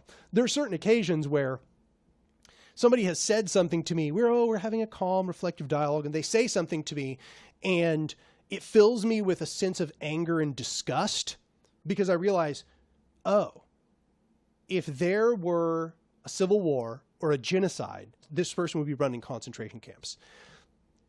But I want to say, even in that occasion, even though like this fire like wells up in my chest, it still serves me best to calmly tear their arguments apart. And I might say, I'm generally very well prepared for the sorts of arguments they're going to make because I've already been thinking through them. I've already thought through, oh, they could say this, but then I would respond this. Oh, they could say that, but I could respond with such and such. And if you're prepared like that, you're going to probably be able to maintain your composure a lot more when the time comes. But that requires you to practice reflection and to be able to dispassionately observe your own viewpoints and to disconnect yourself from them a little bit. If you can't, you're probably always going to have this sort of reactive sort of approach to conflict. And conflict is always going to seem like a threat to you. And you're going to have a hard time as well delineating enemies from friends who just have slightly different viewpoints from you. Yeah, I think that there is advantage to thinking about that, right? If we have difficulty divorcing ourselves from our ideas even a little bit, then it will be the case that we'll develop a habit where we feel like we are under attack every time we engage in conflict. But conflict is good. Conflict is how we work towards a better understanding. And this Lainey's comment here, I like walking through ideas with people instead of debating. I think, walking through ideas with people, I think is what you said there, instead of debating. Yeah, if you are walking through the conversation with somebody, right, you can have conflict and work towards some kind of conflict together. And that's why I don't like debate, because debate is two sides who are pitted against each other. Whereas most dialogue really isn't about competing sides. It's about different viewpoints that are coming together towards some kind of agreement. Or that's what dialogues are supposed to be for, I think. I think it might serve you to calmly slash their tires rather than their argument. Because we live in a stoic, apathetic society, there's the idea if you get mad, you're wrong, and it's not true. Yeah, and that's the thing. That's why I don't like talking about optics. I don't like talking about those kinds of strategies because it does seem like we are placating bad ideas, that we are kowtowing. What's the word? That we are ceding, acquiescing. We are acquiescing to bad rules when we accept premises like I must be calm, or if you're angry, then you're emotional and therefore your argument is invalid, right? Those kinds of thinking, we shouldn't even entertain that kind of thing. But it is a pervasive attitude that is, and it's, I think that you're right too, that it's a product of our apathetic and stoic society. Yeah. Yes. And it's, well, I don't know. I don't want to, I think I'm just going to go back to the video and instead of, because I was about to say some stuff about what I thought anyway. I shouldn't do conjecture, and I should just hear what he has to say and then move on with it. Folk who obsess about optics always end up talking with people who use phrases like tactical N-word. Oh my God. And I have no interest spending time with either. There is no tactical use. Either you are a person of color and can say that, or you don't say that under any circumstance. I don't want to work with those people either. Because the truth is that if you haven't seen where entire lines of logic go, you might misassess some component of an enemy logic, which appears necessary, but is just related somehow, right? So this happens all the time, for example, with like individualist anarchists, where they think that organization is the state. It's like, no, the state is a form of organization, but not all organizations are states, right? The reason why this is happening is a knee-jerk response. It's a lack of critical reflection. They're not thinking about, oh, what are all the kinds of organizations that could be? What are the key characteristics of the state? And they think the key characteristic of the state is just something superfluous, like that it rests over a geographical body, or that it is the place where people come together to make decisions that they will all abide by. These are in no way characteristics of the state, but if you lack critical reflection about what the state is and what organizations are and how they function, then you can knee-jerk come to this sort of response. And this is just one example. There's many, many examples. But I noticed I've answered like several questions about this today.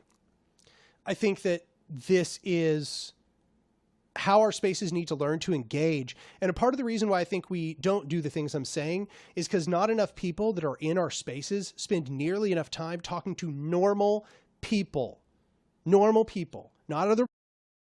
And I'm not responding to him right now, but something that just occurred to me. Another part that we should address, Eleni, is that far too often people are left to be their own only advocate, which is a big problem on the left too. That I think that the LGBTQ community is a good and bad example of this, right? The ways in which queer and gay people have come together in general in support of the trans community. has been really kind of awesome, right? They gain some of their wins and their victories, and in their stride, they've adopted other people in the kind of struggle, and they advocate. But also, there's are whole sections of the communities who don't, gay people who don't want to work with lesbians, or people who are bi but don't want to work with trans people. And right, I think that one of the big problems that we have in leftist spaces is there's too few comrades who are shoulder to shoulder having arguments with the comrades who are the victims of the injustices. And far too often, it is the victims who are their own only advocates for their own justice. And in those instances, again, it's hard to consider, it's hard to imagine how they could not be passionate, how they could accomplish some kind of dispassionate approach to their arguing. But this is an opportunity for comrades to step in and be allies. When people are advocating for themselves, it's important for comrades to step up and advocate for injustices that are not their own, because they will be able to advocate for those injustices in a dispassionate way, right? They'll be able to disconnect themselves and engage with an argument with the literal white supremacist, right? Rather than making the person of color engage with the white supremacist, right? So I think that there's another aspect of this where, again, me and Anarch's that direction now. There we go. That direction now. We are all too caught up in an egoistic viewpoint of the world, right? That where we are forgetting that we should never be advocating for ourselves against people who literally want to kill us. And in that situation, we don't need to worry about civility, right? So,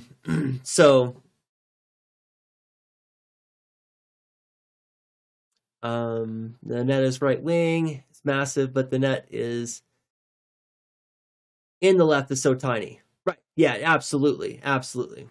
But the idea that they, like, you can say horrific things. Right.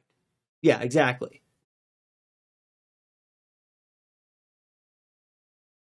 Radicals, don't get me wrong, I'm not saying like neglect your community. Your other radicals are valuable. They keep you sane, to be honest. Like, it's so hard to live in this world otherwise. But you need to be prepared to stay calm and just like discuss these ideas when you talk with normal people. And you're going to find normal people say so many things that, wow, that sounds like a dog whistle. And it's like, it's not. They just don't know any better. They heard it on the news, or a friend of theirs said it the other day, and they didn't really think critically about it. It's just a thing they think now. And our spaces train people to not be prepared for these moments, to instead take small transgressions or incorrect ideas, because people have incomplete and inconsistent web of ideology. Things are inconsistent. They don't think about how all the parts fit together. We hear one thing and we go, oh my God, that is a fucked up fascist thing for you to say. You must be a fascist. It's like, no, that's the wrong way to think of it. Instead, understand that most people just have inconsistent ideologies. Okay, they believe this thing over here and that thing over here and this thing over here, this thing over here, and they contradict each other because they're not thinking about how everything fits together. Most normal people are not spending their days thinking about how their political theory intricately weaves together. Hypnosis says, hierarchy teaches us to be this way. So long as hierarchy exists, we will keep having the same problems over and over. I think you're right to some degree. I think you're right insofar as hierarchy creates this competitive culture. But I do want to emphasize that it just could be otherwise. We have a choice in how we want to maintain our own culture. And there have historically been cultures that don't deal with it this way. You know, for example, I look at the Zapatistas. The Zapatistas have a much more discursive culture. And that's because they are better. I think it's that if I'm just being like really broad here, and I mean this in the most Buddhist sense, we have too much ego in our culture. We have too many I thoughts. We're thinking too much about ourselves. We're very self-centering. Every dialogue, we try to center ourselves in it. We try to figure out how that's about us. That statement is about me. My ideas are being threatened there. We need to think less about ourselves, and we need to think more about the world as it is and what our part is in that world. We need to start from how is the world actually, and then where am I in that? What does that mean for me? That's where the self-thought should come from.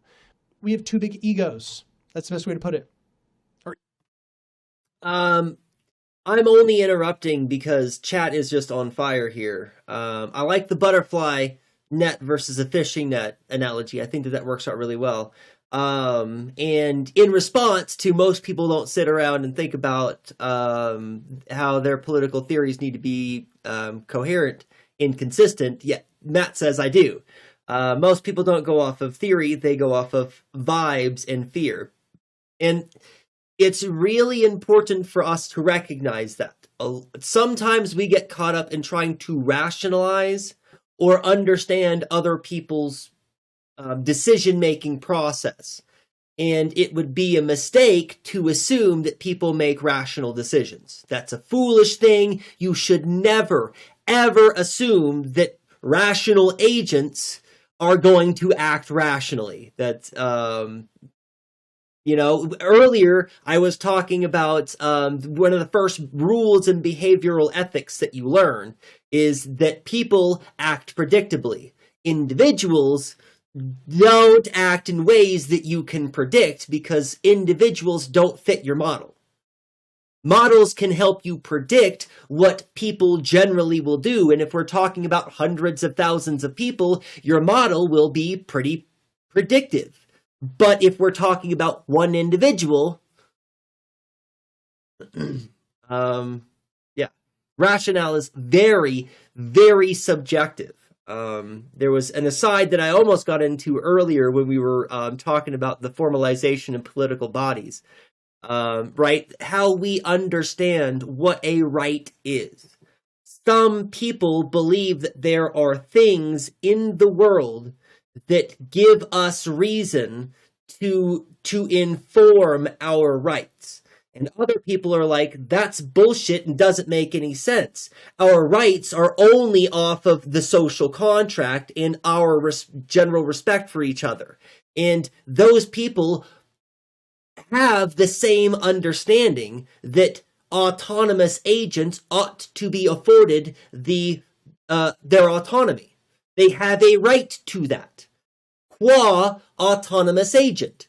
Right? Those who have the capacity ought to have the right to exercise that capacity. And how we get to that conclusion is very different for many of us.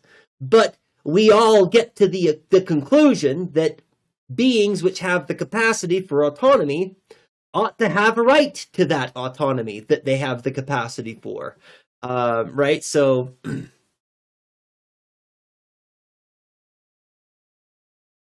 the way he said made me flash back to Smash Mouth. That's funny.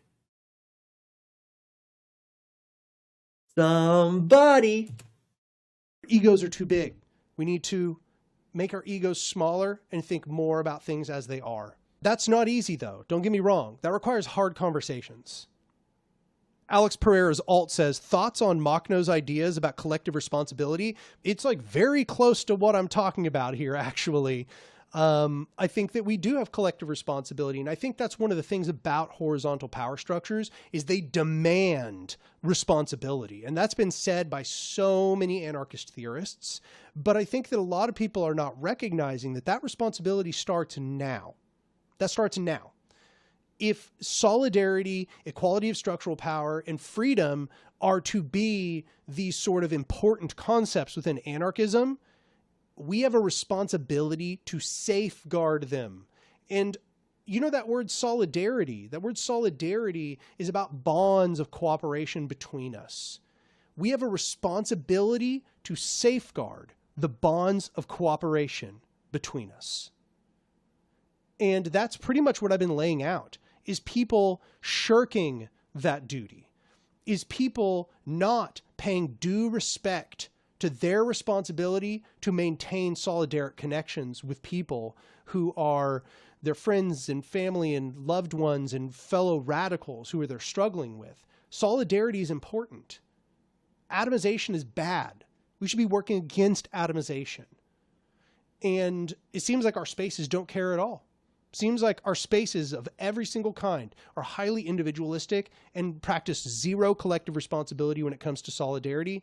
They seem to basically do nothing. They would rather protect people who aren't even present a lot of the time than actually try to make good with the people that are right there in the discussion with them. Solidarity is a buzzword many times. People don't seem to take it seriously. I'm suggesting people take it seriously. Yeah, to what extent is solidarity not just part of the uniform? Part of the language, right? It becomes somewhat aesthetic, especially like I was mentioning earlier when we have comrades who refuse to get up and advocate for the injustices suffered by other people that are very similar to the injustices that they suffer, right? So, good video. I'll probably watch that one again, and we might watch it on stream again. It's not a very long one. I don't think I'll watch the whole thing, but there's a few parts that I really like. And some parts that I might go back and dissect on stream in greater detail. Eleni, when you said that the Times says Trump just announced World War III, I had a hard time not eye rolling, right? And I didn't want to eye roll and to think that I was eye rolling the thing but it's just like, this is where we are. It's not even unbelievable at this point. It's just on the bingo card, waiting to take it off. The history books have an inaccurate start date, and I thought that was funny. And then these wars are just 700 years of continuous European colonization. Facts. That is absolutely 100% an accurate statement. That is exactly right. The 100 Years' War? No. The war was going on before then and after then. That's just a blip in the series of the big, long capitalism war. Maybe in 100 years, that's how they'll refer to this, is the era of the capitalism war that is finally over. I'm trying to be hopeful and optimistic here. That would benefit. That's true, but what benefit would it be to America to take responsibility for what Britain did? I mean, I guess that's true. Yeah, they never would. Why would they claim to be founded in 1619? All right, so but this has been a fantastic conversation, but we're pushing 2.5 hours, and I think I'm gonna call it here. There's a whole lot of stuff that we've talked about on today's stream that I can't wait to mull over and to think about. And again, to get back and actually watch this VOD and to try and figure out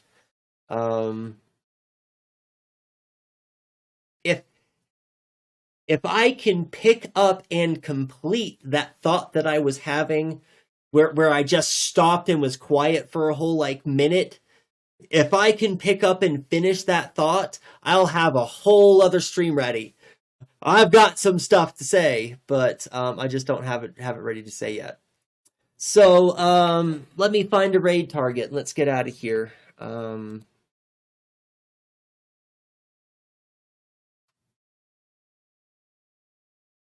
Good. What a great stream. This really was.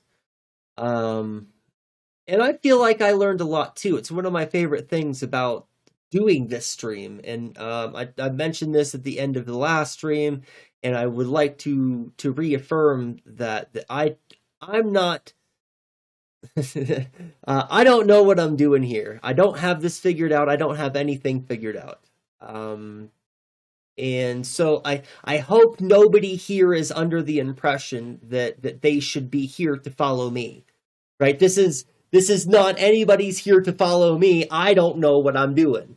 I'm following you all around because the stuff that you put in chat is really very brilliant and really thought-provoking, and really I learn from you all coming here. So I'd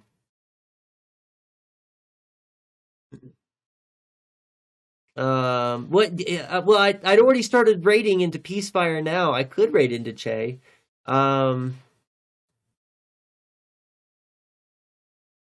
Yeah, we got time. Let's go raid into DJ Che. That's a good idea, Eleni. They've raided into me a number of times recently. And let's go give them a raid back, because DJ Che is a comrade. I'm here for Kamatara. Yeah, Kamatara is actually really quite brilliant too. I never got around to asking them the questions that I wanted, but that's okay. Maybe I'll send them a DM, or just hit them up on the next. Oh, I'm in the wrong thing. That's why I can't figure out what I'm trying to do.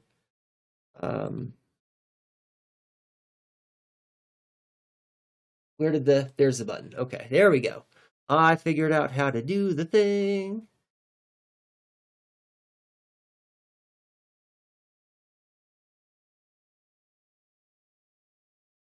Uh-oh. I'm having trouble getting the thing to load. At all. This is really weird. I think I broke the widget. I could do the slash raid DJ Che.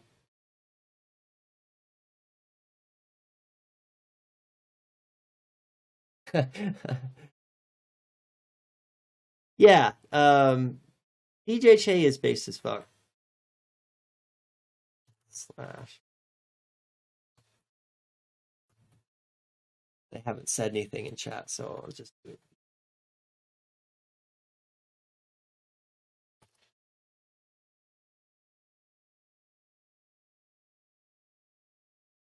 Hey, it worked.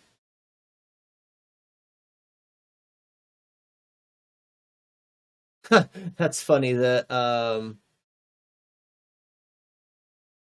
wait, am I rating? Yes, I am rating. I don't feel like my I don't think I did that right. Matt, did you do that? did you do the correct thing? Either way, we're rating now. So the raid is underway, finally, one way or the other. So thank you, everybody, for being here. Thank you for all your support. No, don't worry about it, Matt. Hit me up next time, or offline, whatever. Either way. But thank you all for helping me figure this stuff out. Thank you for being here, and thank you for being awesome. I appreciate all of you. And until the next time I see you, be excellent to each other.